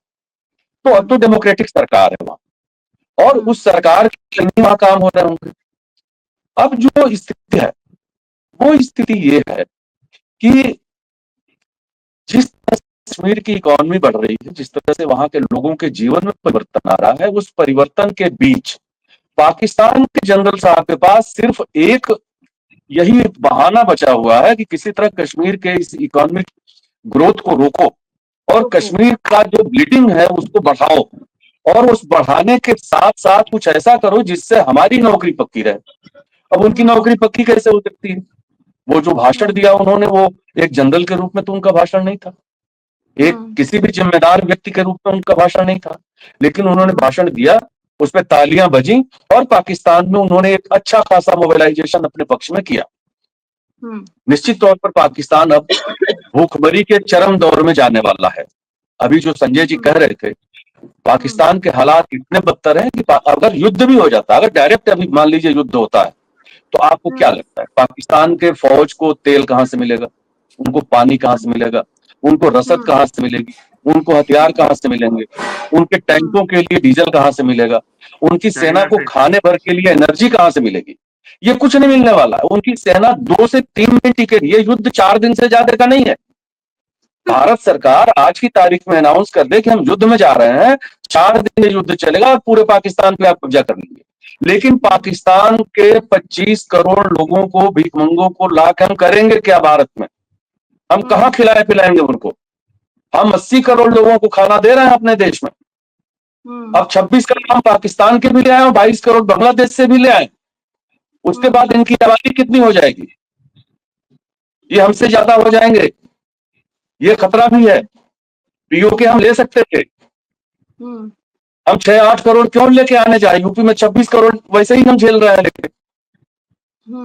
आप डेमोग्राफी भी समझिए, क्रोनोलॉजी भी समझिए, पूरा आपने कहा ना कि सामाजिक स्थिति क्या है।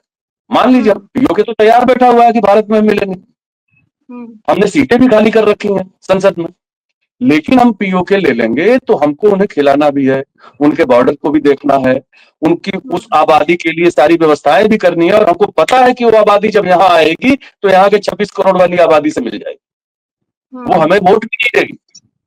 तो ढेर सारी चीजें, देखिए राजनीति होती है और हमेशा पूरा विश्व जो संचालित होता है या धरती का कोई टुकड़ा संचालित होता है वो राजनीति से संचालित होता है। वो किसी सनातनता से संचालित नहीं होता है, किसी भी ऐसे धार्मिक या पांथिक आधार पर नहीं संचालित होता है। राजनीति हमेशा सामाजिकता से संचालित होगी और समाज जिसका होगा राजनीति उसी के अनुरूप काम करेगी। ये सब कुछ एक दिन में नहीं हो सकता है। आपकी सरकार आए कितने दिन हुए? 11 साल हुए। 2014 से पहले आप कल्पना नहीं कर सकती थी कश्मीर को लेकर के पूरी दुनिया आपके साथ खड़ी होगी। आज की तारीख में पूरी दुनिया को आपने खड़ा कर लिया अपने पक्ष में। आज की तारीख में आप बोलने की स्थिति में है कि पृथ्वी के किसी कोने में होंगे हम उनको ले आएंगे। ये ताकत कम है क्या? ये उपलब्धि कम है क्या? लाल चौक से आप पाकिस्तान मुर्दाबाद के नारे लगवा रही हैं, ये ताकत कम है क्या? इस सच्चाई को स्वीकार करिए। आप पीढ़ियां लग जाती हैं चीजों को ठीक होने में। हम फिलिस्तीन नहीं है भाई, ना हम इजराइल हैं। इजराइल का एक नागरिक सैनिक है और भारत में 60% नागरिक भारत के विरोध में है। सोशल मीडिया उठा के देखिए, मरे हुए लोगों की जहां पत्नियां रो रही हैं, चिघाड़ रही हैं, जो बयान दे रही हैं, उनको कहा जा रहा है कि ये फर्जी है। ये हमारे लिए शर्म की बात है भाई। वो हरियाणा का जो लड़का जुआ मरा है, उसकी पत्नी जिस तरह रो रही है, उसका फुटेज है, वो फील्ड में जिस तरह से बैठी हुई है अपने पति का लाश लेके, उसके बारे में आज एक युगल आ जाता है पता नहीं कहां से, वो कह रहा है भाई वो हमारी फोटो चलाई जा रही है। गजब का जो यहाँ नैरेटिव सेट करने वाला चीज है। और इस नैरेटिव को चलाने के लिए भारत में जो फंडिंग हो रही है जो भारत में उनका एक बहुत बड़ा पॉलिटिकल सिस्टम है जो भारत के ऐसे लोगों को सपोर्ट करता है। आज आप एक यूट्यूब चैनल चला रही हैं और आपको कहीं से सपोर्ट नहीं होगा, लेकिन भारत में हजारों यूट्यूब चैनल ऐसे चल रहे हैं जिनको फंडिंग आ रही है, जो काम कर रहे हैं इसीलिए। तो आप तो बिल्कुल देशभक्ति में, कश्मीर भक्ति में, राष्ट्रवाद में आपने ये मेहनत किया, अपना खर्चा लगा के मेहनत किया। उनके पास तो पैसे भी आ रहे हैं, वो काम कर रहे हैं इस चीज पर। जिस तरह से पहलगाम हुआ, और पहलगाम होने के आधे घंटे के भीतर हजारों वीडियो अपलोड हो गए, हजारों। सवाल पूछे जाने लगे, ये सवाल पूछा जाने लगा कि ये कैसे पता चला कि हिंदू पूछ के मारा भाई 15 मिनट में, कैसे लोगों ने, जिसके फुटेज है, जिनके बच्चे बता रहे हैं, जो पत्नियां बता रही हैं, उसको भी स्वीकार करने की स्थिति में लोग नहीं है, और अपने चैनलों पर यूट्यूब पे बैठ बैठ के सवाल उठा रहे हैं।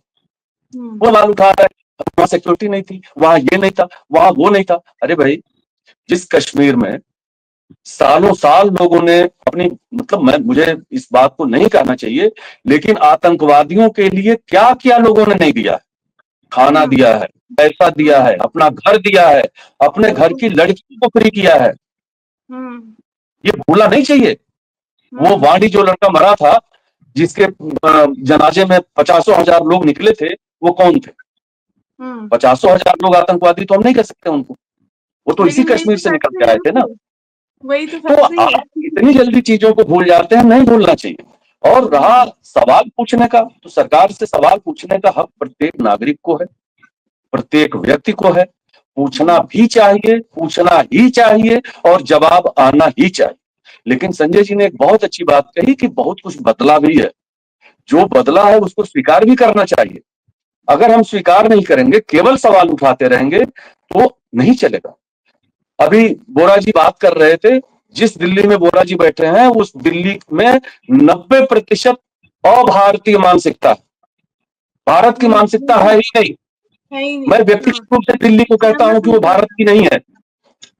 बड़ी मुश्किल से कैसे दिल्ली में इस बार भारतीय जनता पार्टी की सरकार बनी है, वो आप भी जानते हैं, मैं भी जानता हूं।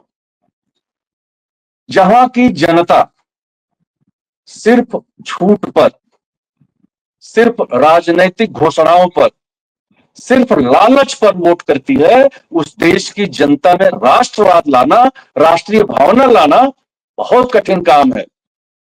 ये भारत जो महादेश है ना 140 करोड़ का, 140 करोड़ में आप सोचिए कि कितने लोग होंगे जो इस समय कश्मीर पे चर्चा कर रहे होंगे। कितने लोगों ने अपने कारोबार बंद किए हैं, कितने लोगों ने खाना छोड़ा। भी अपने पॉलिटिकल सिस्टम को आप मनाइए, खैर मनाइए कि अभी ऐसे लोग जीवित हैं, ऐसे लोग आपके सिस्टम में हैं जो इन चीजों पर सोच रहे हैं, बात कर रहे हैं। ये समय बहुत कठिन है, आने वाला तो और भी कठिन है, क्योंकि ये युद्ध शुरू हो चुका है। और मैं एक सीरीज लिख रहा था, 2014 से मैंने शुरू किया था, सनातन के विरुद्ध युद्ध। वो युद्ध अब अपने मुकाम की तरफ जा रहा है। ये युद्ध बड़ा है, इसमें पीढ़ियां भी गुजर सकती हैं। अभी हमारा सौभाग्य है कि हमारे पास लीडरशिप कमिटेड है, वो कुछ कर रही, वो दिख रहा है। और जब घर का पिता कुछ करने लगता है ना, तो बच्चों को धैर्य पूर्वक देखना चाहिए कि पापा हमारे लिए खाने की व्यवस्था कर रहे हैं। अगर वो नहीं करते तो हमें सवाल उठाने का हक है। बच्चे हर चीज पर सवाल उठाने लगेंगे तो घर नहीं चलेगा। पिता कई निर्णय लेता है ऐसा जो आपको अच्छा नहीं लगेगा, लेकिन वो लेता है निर्णय और घर उसको चलाना होता है।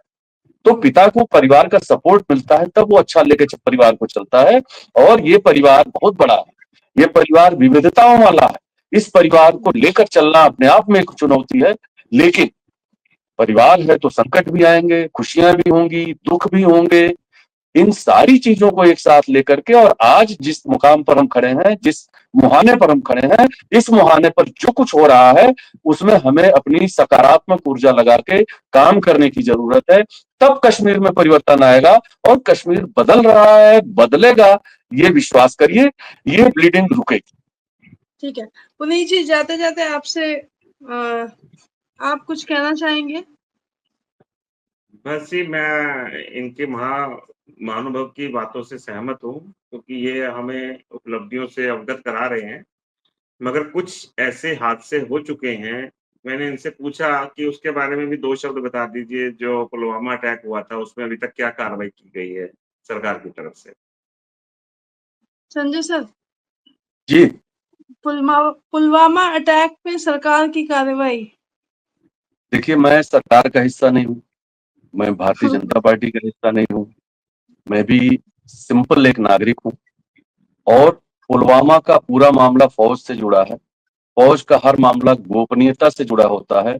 सरकार को जब इच्छा होगी वो गोपनीयता सामने रख सकती है, वो उसकी इच्छा पर है। उसमें निश्चित तौर पर कुछ न कुछ हुआ होगा। हर चीज जो राष्ट्र की सुरक्षा और उन चीजों से जुड़ी चीजें होती हैं, कोई जरूरी नहीं कि हर आदमी जाने। तो देखिए, मेरा सवाल कहने पूछे का जा रहे हैं, मतलब, जैसे आपने सवाल पूछा है, देश के ढेर सारे लोगों ने पूछा है, और अभी जो सर्वदलीय बैठक चली है उसमें भी लोगों ने ये सवाल उठाए हैं, तो अब सरकार आपसे उसका मैं जवाब बस देगी। एक मत रखना चाहता हूँ कि मैं अब कश्मीर जाऊं कि या ना जाऊं। जी मैं अब कश्मीर जाऊं कि ना जाऊं? बिल्कुल जाइए, बिल्कुल जाइए, हाँ बिल्कुल जाइए कश्मीर। अब तो ज्यादा जाना चाहिए इसमें, मतलब हाँ। अब ज्यादा जाना मेरे चाहिए। हिसाब से अब और ज्यादा जाना चाहिए। इससे क्या होता पुनीत मतलब जी, संजय जी, एक कुलदेवी का एक ज्येष्ठ अष्टमी का त्योहार आता है, उसपे काफी सारे कश्मीरी ब्राह्मण कश्मीर जाते हैं, तो मुझे लगता है हम सबको लेके चलेंगे इस साल। बिल्कुल, मैं तो आप कह तिथि दूं, तय करिए, हम चलने को तैयार हैं। हमारी समिति है शिव शक्ति सेवादार, जो वहां पे जी भंडारा लगाती हैं अमरनाथ जी मंदिर। अमरनाथ की यात्रा पे। मगर हमको तो ये डर सता रहा है कि अमरनाथ की यात्रा हमारी ना कैंसिल कर दी जाए। नहीं, कोई यात्रा कैंसिल नहीं होगी, ये मैं दावे के साथ कह रहा हूं कि मैंने सुना नहीं। है वैष्णो भारत देवी सरकार, की यात्रा बंद कर दी इन्होंने, वैष्णो देवी पे। बोरा जी, भारत की सरकार को मैं जितना समझ पाया हूं, जी पहली बात कि हमें अपने प्रधानमंत्री के किसी भी स्टेप को डिकोड करना बहुत कठिन लगता है। दुनिया का कोई व्यक्ति ऐसा नहीं है जो उन्हें डिकोड कर ले। लेकिन इस बार पहली बार ऐसा हुआ कि प्रधानमंत्री ने अपनी अरब की यात्रा रोकी, बीच में लौट के आए। उन्होंने 2 दिन कुछ नहीं बोला। जो बोलना था, आज वो जाके दरभंगा में, झंझारपुर में की जनसभा, वो भी जनसभा बड़ी सिंपल थी, और उस जनसभा से उन्होंने विश्व को एक संदेश दिया, भारत को नहीं दिया, केवल विश्व को एक संदेश दिया। तो निश्चित तौर पर उनका कोई कमिटमेंट होगा। मुझे नहीं लगता है कि भारत सरकार पहलगाम यात्रा, वो क्या नाम है, अमरनाथ यात्रा रोकेगी। यदि युद्ध की स्थिति आती है तो उसके बारे में मैं कुछ नहीं कर सकता, लेकिन यदि स्थितियां सामान्य रहती हैं तो वो यात्रा नहीं रुकेगी। मैं सुरभि जी एक चीज कहना चाहूंगा, बस अब मेरे ख्याल से एंडिंग का टाइम है, खत्म करने का समय है, 1 घंटे से ऊपर हो गया। कि खाली एक मार ये नहीं है कि कश्मीर में अटैक किया गया, हम व्यापारी वर्ग को भी इस मार से झेलना पड़ रहा है कि आज हमारे 1 रुपए की वैल्यू कम हो रही है, सोना 1 लाख से पार हो रहा है। हम व्यापारी वर्ग भी सब कुछ देने के बावजूद भी हमें इस मार को झेलने की जो है अब ताकत नहीं है हमारे में, कि जो हमारा जो अर्थ व्यवस्था है वो भी डावाडोल चल रही है। हम पाकिस्तान को तो कोस रहे हैं, यहाँ पर भी तो देखिए आने वाला समय क्या कह रहा है। नौकरियां नहीं है लोगों के पास, बेरोजगारी का आलम है ये। अब बोरा जी, ये इशू बदल रहा है, वो दूसरा इशू है, उस पर किसी दिन हम लोग बात कर लेंगे। वो बड़ा गंभीर इशू है और पूरे देश की समस्या है, तो उस पर हम लोग कभी और बात कर लेंगे। लेकिन अभी जो कश्मीर है, आतंकवाद है, पाकिस्तान है और कश्मीरियत है, तो अभी सवाल कश्मीरियत का है, और इस कश्मीरियत को बचाने के लिए और इसके माध्यम से पूरी दुनिया से कश्मीर को जोड़ने के लिए एक बड़ा अच्छा अवसर है। और कश्मीर को लेकर के जिस तरह से इस समय भारत के साथ पूरी दुनिया खड़ी हुई है ना, ये हमारी एक बड़ी उपलब्धि है, हमारे लीडरशिप की उपलब्धि है, इसको स्वीकार करना चाहिए।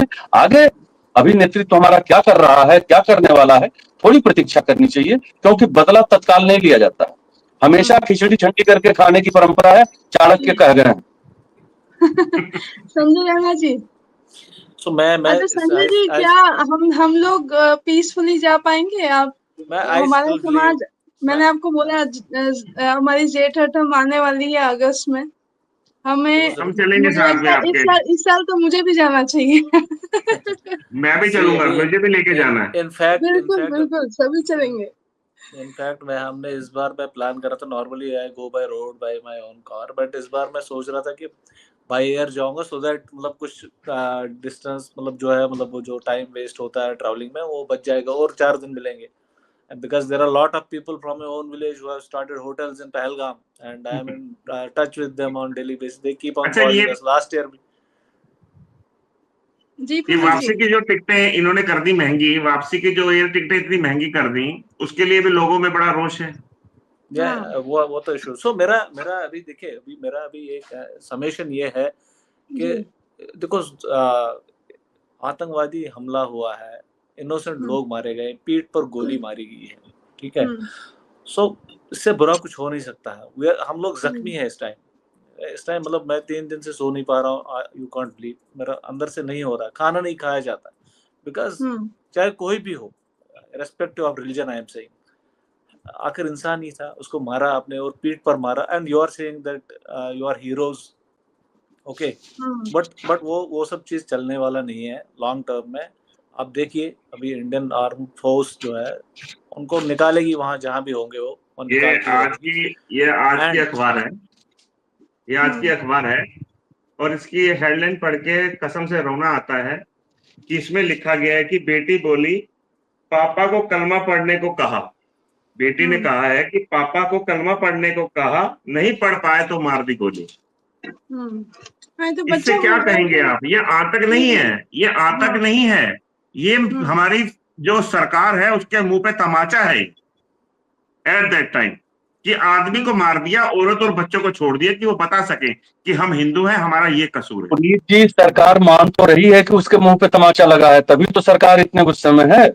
अगर उसको तमाचा न लगा होता तो उसको क्या जरूरत थी इतनी बड़ी कार्रवाइयां करने की. सरकार को तमाचा तो लगा ही है.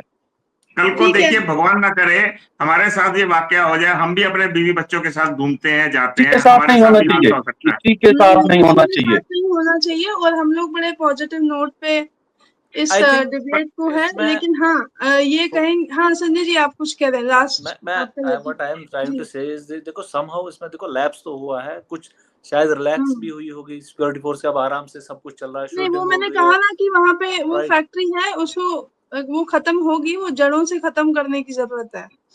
वो फैक्ट्री है, अदरवाइज बट सबका वहाँ पे है अभी भी.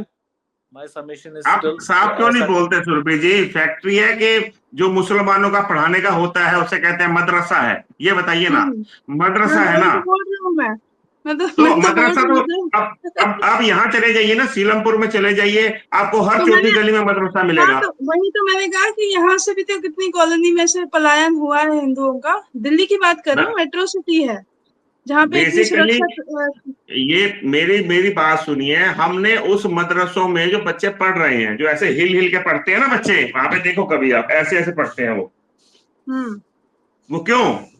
वो बच्चों को पढ़ा के अपने धर्म के प्रति वफादार और धर्म के प्रति मर मिटने वाला बनाने का उनमें जज्बा भर रहे होते हैं. जो हमारे बच्चे आज ऑनलाइन क्लासेस ले रहे होते हैं और प्राइवेट स्कूलों में पढ़ के और अपना टाइम पास कर रहे होते हैं, क्योंकि टीचर को भी नहीं हिम्मत होती आज बच्चे को हाथ लगा जाए. क्यों? हम उसके खिलाफ कोर्ट में चले जाते हैं. बिल्कुल. ये हमारे अंदर की जो है ना, वो जो जिसे कहते हैं ना, जिसे अपनी गलती वो हमें नहीं नजर आती, क्योंकि वो मदरसा अपने काम में बच्चों को पढ़ा रहे हैं, लिखा रहे हैं, उनका अपना फर्ज है. हम उस चीज से बहुत दूर जा चुके हैं. पुनीत जी, एक बात मैं यहाँ कहना चाहूंगा, आपने जो छेड़ा है, देखिए ये जो आतंक की फैक्ट्री है ना, ये आतंक की फैक्ट्री चलाने वाले लोग अपने बच्चों को कभी मदरसे में नहीं पढ़ाते. जो लोग इस फैक्ट्री के संचालक हैं, ये जो 5 लोगों को हमने कहा ना, मुल्ला, मौलवी, मदरसा, ISI और पाकिस्तान की फौज, ये पूरे के पूरे 5 के जो लीडरशिप है, इनके सारे बच्चे यूरोप में पढ़ते हैं या US में पढ़ते हैं. इनके अपने बच्चे यहाँ नहीं पढ़ते हैं. ये जो 17, 18 साल, 14 साल, 15 साल के बच्चे आए थे जो पहलगाम में गोलियां चला के गए हैं, उनमें कोई कहीं पढ़ के नहीं आया. मैं व्हाट्सएप पे वीडियो भेज रहा हूं. इस कौम की एक, ये चाहे इनको अभिशाप कह लीजिए या जो कह लीजिए, इस कौम की लीडरशिप इस कौम को दरिद्र बनाकर अपने लिए इस्तेमाल करके ही काम करती रही है। ये 1400 साल का इतिहास है।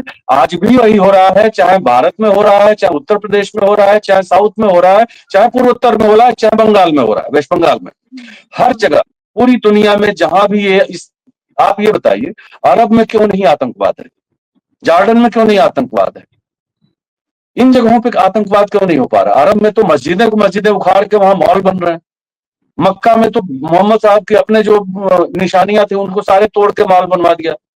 वहां क्यों नहीं ये लोग दो हाथ कर लेते हैं? वहां पर चौक में गर्दन काट देने का कानून है। नहीं, वहां पढ़े लिखे लोग हैं, समझदार लोग हैं, वो तर्क जानते हैं, उनको दुनिया से व्यापार करना है, दुनिया के साथ चलना है।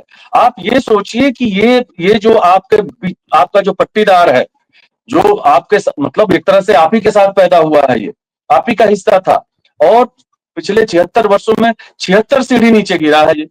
आज इसके यहाँ खाने के लाले पड़े हुए हैं, इसके यहाँ पहनने को कपड़े नहीं है लोगों के पास, 80% आबादी के पास चलने के लिए कुछ नहीं है, रहने के लिए घर नहीं है। इसलिए कि इनको इसी रूप में रख के ही ये जो अफीम खिला रहे हैं, जहां हाफिज सईद और ऐसे लोग जहां पनपते हैं। आप बताइए कि ओसामा बिन लादेन और जनरल मुशीर में क्या अंतर? कोई अंतर है क्या जनरल मुनीर और ओसामा बिन लादेन में? दोनों एक ही जैसे हैं, दोनों पढ़े लिखे हैं, लेकिन दोनों के बच्चे वेल स्टेब्लिश्ड हैं, वो बम बनने नहीं आएंगे। ये जो बच्चे आके आपके यहाँ हमारे यहाँ आके धर्म पूछ के मार गए, ये बम बन के आए थे। इनको पता है कि हम मरेंगे, और इन 4 को मारने से कुछ नहीं होने वाला। इस फैक्ट्री में गोली चला देने कुछ नहीं होगा, फैक्ट्री के ओनर्स को मारना पड़ेगा। और इस बार जो भारत सरकार का स्टेप होना चाहिए वो यही होना चाहिए कि फैक्ट्री के ओनर्स को खत्म करो, फैक्ट्री अपने आप बंद हो जाएगी, फैक्ट्री में ताला लग जाएगा। सुरभि जी, अगस्त में ना वहां की फैक्ट्री का मैंने सर्वे करके आना है आपके साथ चल के। बिल्कुल चलेंगे। ये मैं ना अपनी टिकट बुक करा लूंगा श्रीनगर की, ठीक है? और मेरा को वहां पे ले जाके सर्वे कराना है कि वहां कौन सी फैक्ट्री चल रही है, मैं देखना चाहता हूँ। बहुत अच्छा, बहुत अच्छा, बहुत अच्छा। तो सुरभि जी, अब आप हमें हाँ बिल्कुल आपको फ्री करते हैं। और जाते जाते यही कहूंगी कि जो लोग संदेश दे रहे हैं कि कश्मीर में टूरिज्म को इग्नोर किया जाए या वहां जाया नहीं जाए, मेरे ख्याल से ये गलत बात है। वो सॉल्यूशन नहीं है। बहुत लोग आप देखिए सोशल मीडिया पे गलत तरीके से ये बोल रहे हैं, ज्यादा से ज्यादा जाना चाहिए। और वहाँ पे सच में जो हमने कहा ना कि अगस्त में जाएंगे, और हम जाएंगे इस बार। जिनके बच्चे मरे हैं उनके तो खानदान वाले नहीं जाते आने वाले 5 सालों तक मेरे हिसाब से। जिनके बच्चे मरे हैं उनके खानदान के बंदे नहीं जाएंगे आने वाले 5 सालों तक। हाँ तो नहीं जाएंगे, डर तो है ही सर, डर तो है। 5 साल में नहीं, वो कभी नहीं जाएंगे। जिसके तन लगेगी ना जनाब, वो जानता है कि मैंने कभी भी नहीं जाएंगे। हाँ जी, ठीक है। और यहाँ पे लोगों का बड़ी जल्दी से माहौल बदल जाता है। 4 दिन की चांदनी फिर अंधेरी रात, और इसके बाद जो है लोगों में फिर से नए किस्से। पुनीत जी, जिसका पेट भर जाता है ना, भूख खत्म हो जाती है, पहनने को कपड़े हो जाते हैं, रहने को एसी हो जाता है, तो फिर कोई राष्ट्रवाद होता नहीं है। हमेशा राष्ट्र तब एक होता है जब कोई युद्ध की स्थिति बनती है या आपदा आती है। कुछ लोग हैं जो इनको पनाह देते हैं, हमें भी जो है अपने समाज को संजय जी ये संदेश देना चाहिए कि हम लोग कश्मीरी ब्राह्मण होकर इनको इग्नोर करें और इनको एक तरह से बॉयकॉट कर दें। अरे भाई, कश्मीरी ब्राह्मण लोग उत्तर भारत के ब्राह्मणों को भोजन कराइए, सब सही हो जाएगा। संजय जी और सुरभि जी दोनों लोग सुनिए, एक छोटी सी बात मैं कहना चाहूंगा। देखिए, मेरा भी घर जाने का समय है, मैंने अभी बहुत दूर जाना है, 1 घंटा लगता है मेरे को घर पहुंचने में, ठीक है जी। एक कौम है जो अपने मंसूबों में कामयाब हो रही है, और एक कौम है हिंदुओं की जो आज भी जागरण करवा रही है, भंडारे लगवा रही है, और उनको सिर्फ इसके अलावा कोई देशभक्ति नजर नहीं आती। और उसका परिणाम नहीं, ये गलत बात है। नहीं पुनीत जी, एक बात बताइए, आपने दिल्ली बंद कराई है ना, कैंडल मार्च आपने निकाला है ना जी? क्यों निकाला आपने? इसलिए कि आपको देश की चिंता है। देखिए, हिंदुओं के साथ एक चीज आपको मानना पड़ेगा कि जब जब राष्ट्र संकट में आता है, चाहे किसी प्रकार का संकट हो, कोई भूकंप आ जाए, कोई आपदा आ जाए, कोई ऐसी घटना हो जाए, कोई दुर्घटना हो जाए या युद्ध हो जाए, हिंदू सबसे जी पहले आगे रहता है। कोरोना में जितना लोगों को भोजन कराया हिंदुओं ने कराया, किसी मुसलमान ने मस्जिद में भोजन नहीं कराया था। वही तो मैं कहना चाह रहा हूँ कि इतना हाँ, कुछ करने के तो बावजूद भी हमें नहीं, ये देश परिणाम आप मिल रहा है। देखिए, ऐसा इसलिए होता है कि हम आप खाने पीने रहने में सक्षम हैं, देश हमारा है, हम ये जानते हैं, और देश जब भी संकट में आता है तो हम देश के साथ खड़े होते हैं। यही हमारी संस्कृति है सर। आज कश्मीर संकट में आ रहा तो हम उसके साथ खड़े हैं ना, यही हमारी संस्कृति है। हम 90 वाले दशक में नहीं जानते थे कश्मीर को, तभी तो हजारों सालों से हम एग्जिस्ट भी बहुत करते लोग हैं। नहीं जानते थे। हजारों ऐसा सालों नहीं से है। तभी हम एग्जिस्ट कर रहे हैं, बिकॉज़ हम इसीलिए खत्म नहीं होते हैं, हम इसीलिए खत्म नहीं होते हैं, हम न कभी खत्म होंगे, इसीलिए हम सनातन कहलाते हैं ना, कि हम खत्म। आप ये सोचिए कि कश्मीर 250-300 साल से मुसलमानों के कब्जे में है, और उसके बाद भी हम कश्मीर को कहते हैं कि ऋषियों मुनियों की धरती है। आज भी कश्मीर में जो अभी संजय जी कह रहे थे, जो जले हुए मंदिर पड़े हुए हैं, हम जाते हैं और हमारे सामने गाइड कहता है कि ये प्रलय में टूट गया, ये भूकंप में टूट गया, ये फलाने में, हमको पता है कि उसको किसने तोड़ा है, लेकिन कहीं डॉक्यूमेंटेड नहीं है, कहीं लिखा नहीं है। वही तो मैंने शुरू में ही कहा था कि डॉक्यूमेंटेड है ही नहीं, कोई डॉक्यूमेंटेड नहीं है। मैंने सुरभि जी आपसे पहले ही कहा था, बहुत पहले, कि डॉक्यूमेंटेशन के आधार पे कुछ चीजें हम लोग तैयार करें। मैं तो कश्मीर में नहीं रहा हूँ, न पैदा हुआ हूँ, लेकिन मेरे दिमाग में ये बात चलती है, पता नहीं क्यों चलती है। मैं उधमपुर में रहा हूँ 2 साल, उधमपुर तब शायद ब्लॉक भी नहीं होता होगा, और उधमपुर के पास जो एक जगह है, संजय रैना जी, सुरभि आपको पता होगा, चिनार एक जगह है, हाँ शायद श्रीनगर वाले मार्ग पे है। बचपन की याद मुझे थोड़ी बहुत आती है। अब आप सोचिए 73-74 की याद में कितना लेके बैठूंगा। मैं पढ़ा हूँ सेंट्रल स्कूल में आर्मी के, मेरा भी लगाव कश्मीर से हो सकता है, उसी वजह से हो। और चिनार वो जगह, अब मैं उसको थोड़ा सा याद करता हूँ तो मुझे पता चलता है कि चिनार के पेड़ों के बीच में हमारा स्कूल हुआ करता था आर्मी का, वो भी कैंप स्कूल था, वो गोल उसका बना हुआ था डोम, और उसके अंदर क्लासें चलती थी। तो उस समय हो सकता है कि बहुत छोटी जगह रही हो, आप उधमपुर में सुनता हूँ शायद कमिश्नरी है। और जब मैं उधमपुर में, उस समय उधमपुर एक नाले के किनारे बसा हुआ एक कस्बा था, जहाँ सब्जी की कुछ दुकानें होती थी और रहती थी। तो देखिए, कश्मीर एक दिन में न खराब हुआ है, न एक दिन में खराब होने में जितना टाइम लगा है, उससे बहुत जल्दी वो ठीक हो रहा है, और तेजी से ठीक हो रहा है। दुनिया बदल रही है, कम्युनिकेशन स्किल आ गया है, लोगों की सोच बदली है। और आप ये देखिए कि 370 हटने के बाद चाहे 60% सही, 40% सही, 20% सही, कश्मीर के लोग अब सड़कों पे उतर के अपना हक तो मांग रहे हैं, पाकिस्तान मुर्दाबाद कर तो रहे हैं। आज से पहले हम कल्पना नहीं कर सकते थे सर, ये हमारी उपलब्धि भी है।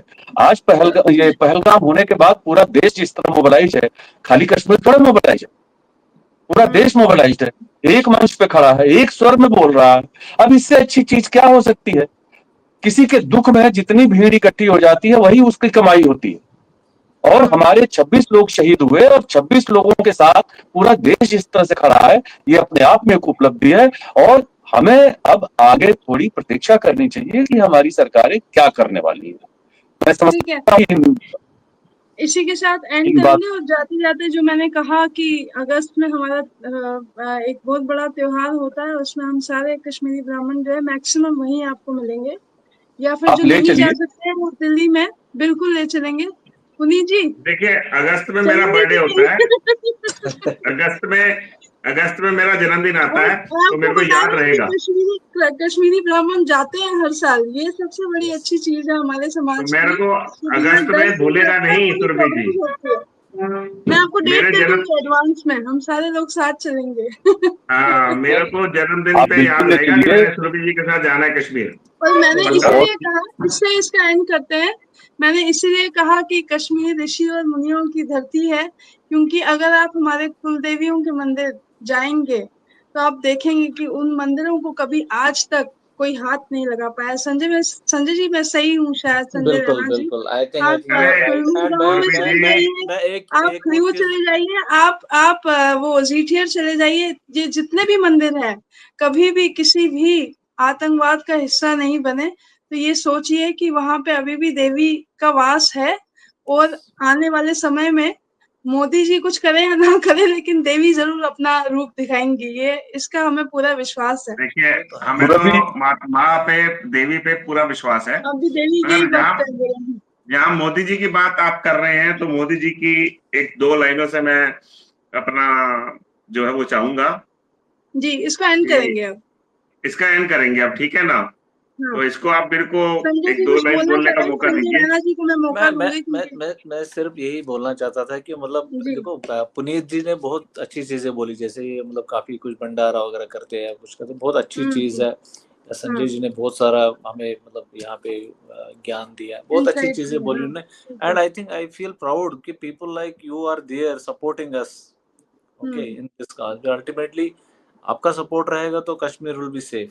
योर सपोर्ट इज मुझे equally important. Sanjay Tiwari sir बहुत सालों से जानते हैं, मैं मेन स्ट्रीम मीडिया में बैठ के भी उस समय पे भी बड़ी और हिम्मत हमें से वहाँ के लिखते लोगों थे। को भी हमें मुसीबत से बचाना है। It's हमारी जी रेस्पॉन्सिबिलिटी है, हिंदू धर्म ही यही कहता है।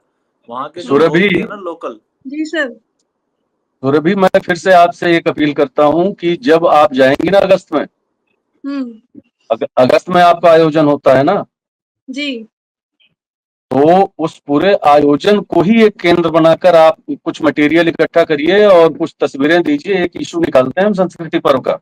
बिल्कुल बिल्कुल। अभी तो मैं कह रहा हूँ मैं साथ चलूंगा। हाँ। और हाँ, और इसको निकालते हैं और एक बड़ा दस्तावेज तैयार हो जाएगा। इसी बहाने संजय जी का भी सहयोग रहेगा, पुनीत जी का भी सहयोग रहेगा, अगर एक हम बड़ा जिंदा दस्तावेज वापस तैयार। लौटे तब, अगर हम जिंदा वापस लौटे तब। नहीं, और संजय रैना जी को तो हमने देखा है, उनके बच्चों में भी वही चीजें हैं और काफी बार ये कश्मीर जाते हैं। मैं तो 2-3 बार देखती हूँ साल में, मेरे ख्याल से इनका ट्रिप बहुत लगता ही अच्छा, रहता है। बहुत बढ़िया, बहुत तो बढ़िया। ये अच्छी चीज है, जाना चाहिए, बच्चों को दिखाना चाहिए। और अगस्त तक अगर हमें हमारा त्योहार का डेट आ जाएगा, मेरे ख्याल से आ चुका होता है हमारे पंचांग में, तो डेट अनाउंस मैं करेंगे। और मैं पुनीत जी एक मैं आपके सहयोग से चलेंगे इस बार। पक्का। और मैं एक ना जी, गोदी मीडिया के लिए 2 लाइन बोलना चाहूंगा हम तो नहीं है ना कि गोदी मीडिया, हम तो साफ बात मैं करते हैं। बताना 2 लाइन के साथ इसका वो करेंगे, जी एंड करेंगे कि जी। गोदी मीडिया को कहना चाहूंगा कि जादू है या तिलिस्म तुम्हारी जुबान में, जादू है या तिलिस्म तुम्हारी जुबान में, कि तुम झूठ बोल रहे थे और मुझे एतबार। वाह वाह। ठीक है। चलिए, तो और आप ये सभी सब, का बहुत बहुत आभार।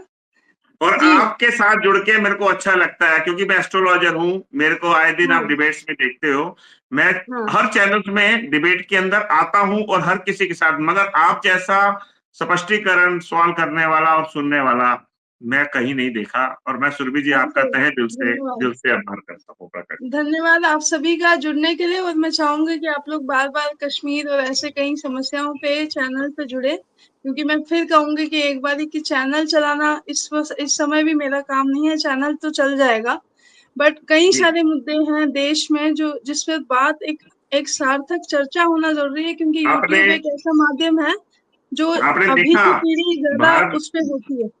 आपने जी देखा कैंडल मार्च के दौरान मैंने जब लाइव चलाया था, तो भारत मेरे साथ का मैंने उसके अंदर पूरा उसमें दिया कि भारत मेरे साथ है चैनल, जिसके अंदर हम डिबेट में आएंगे, सब लोग उसको शेयर भी करेंगे और देखेंगे। Thank you sir, thank you. ठीक है, इसी बाकी के साथ हम आपके एंड साथ करते हैं। जी बस जी। बहुत बहुत धन्यवाद।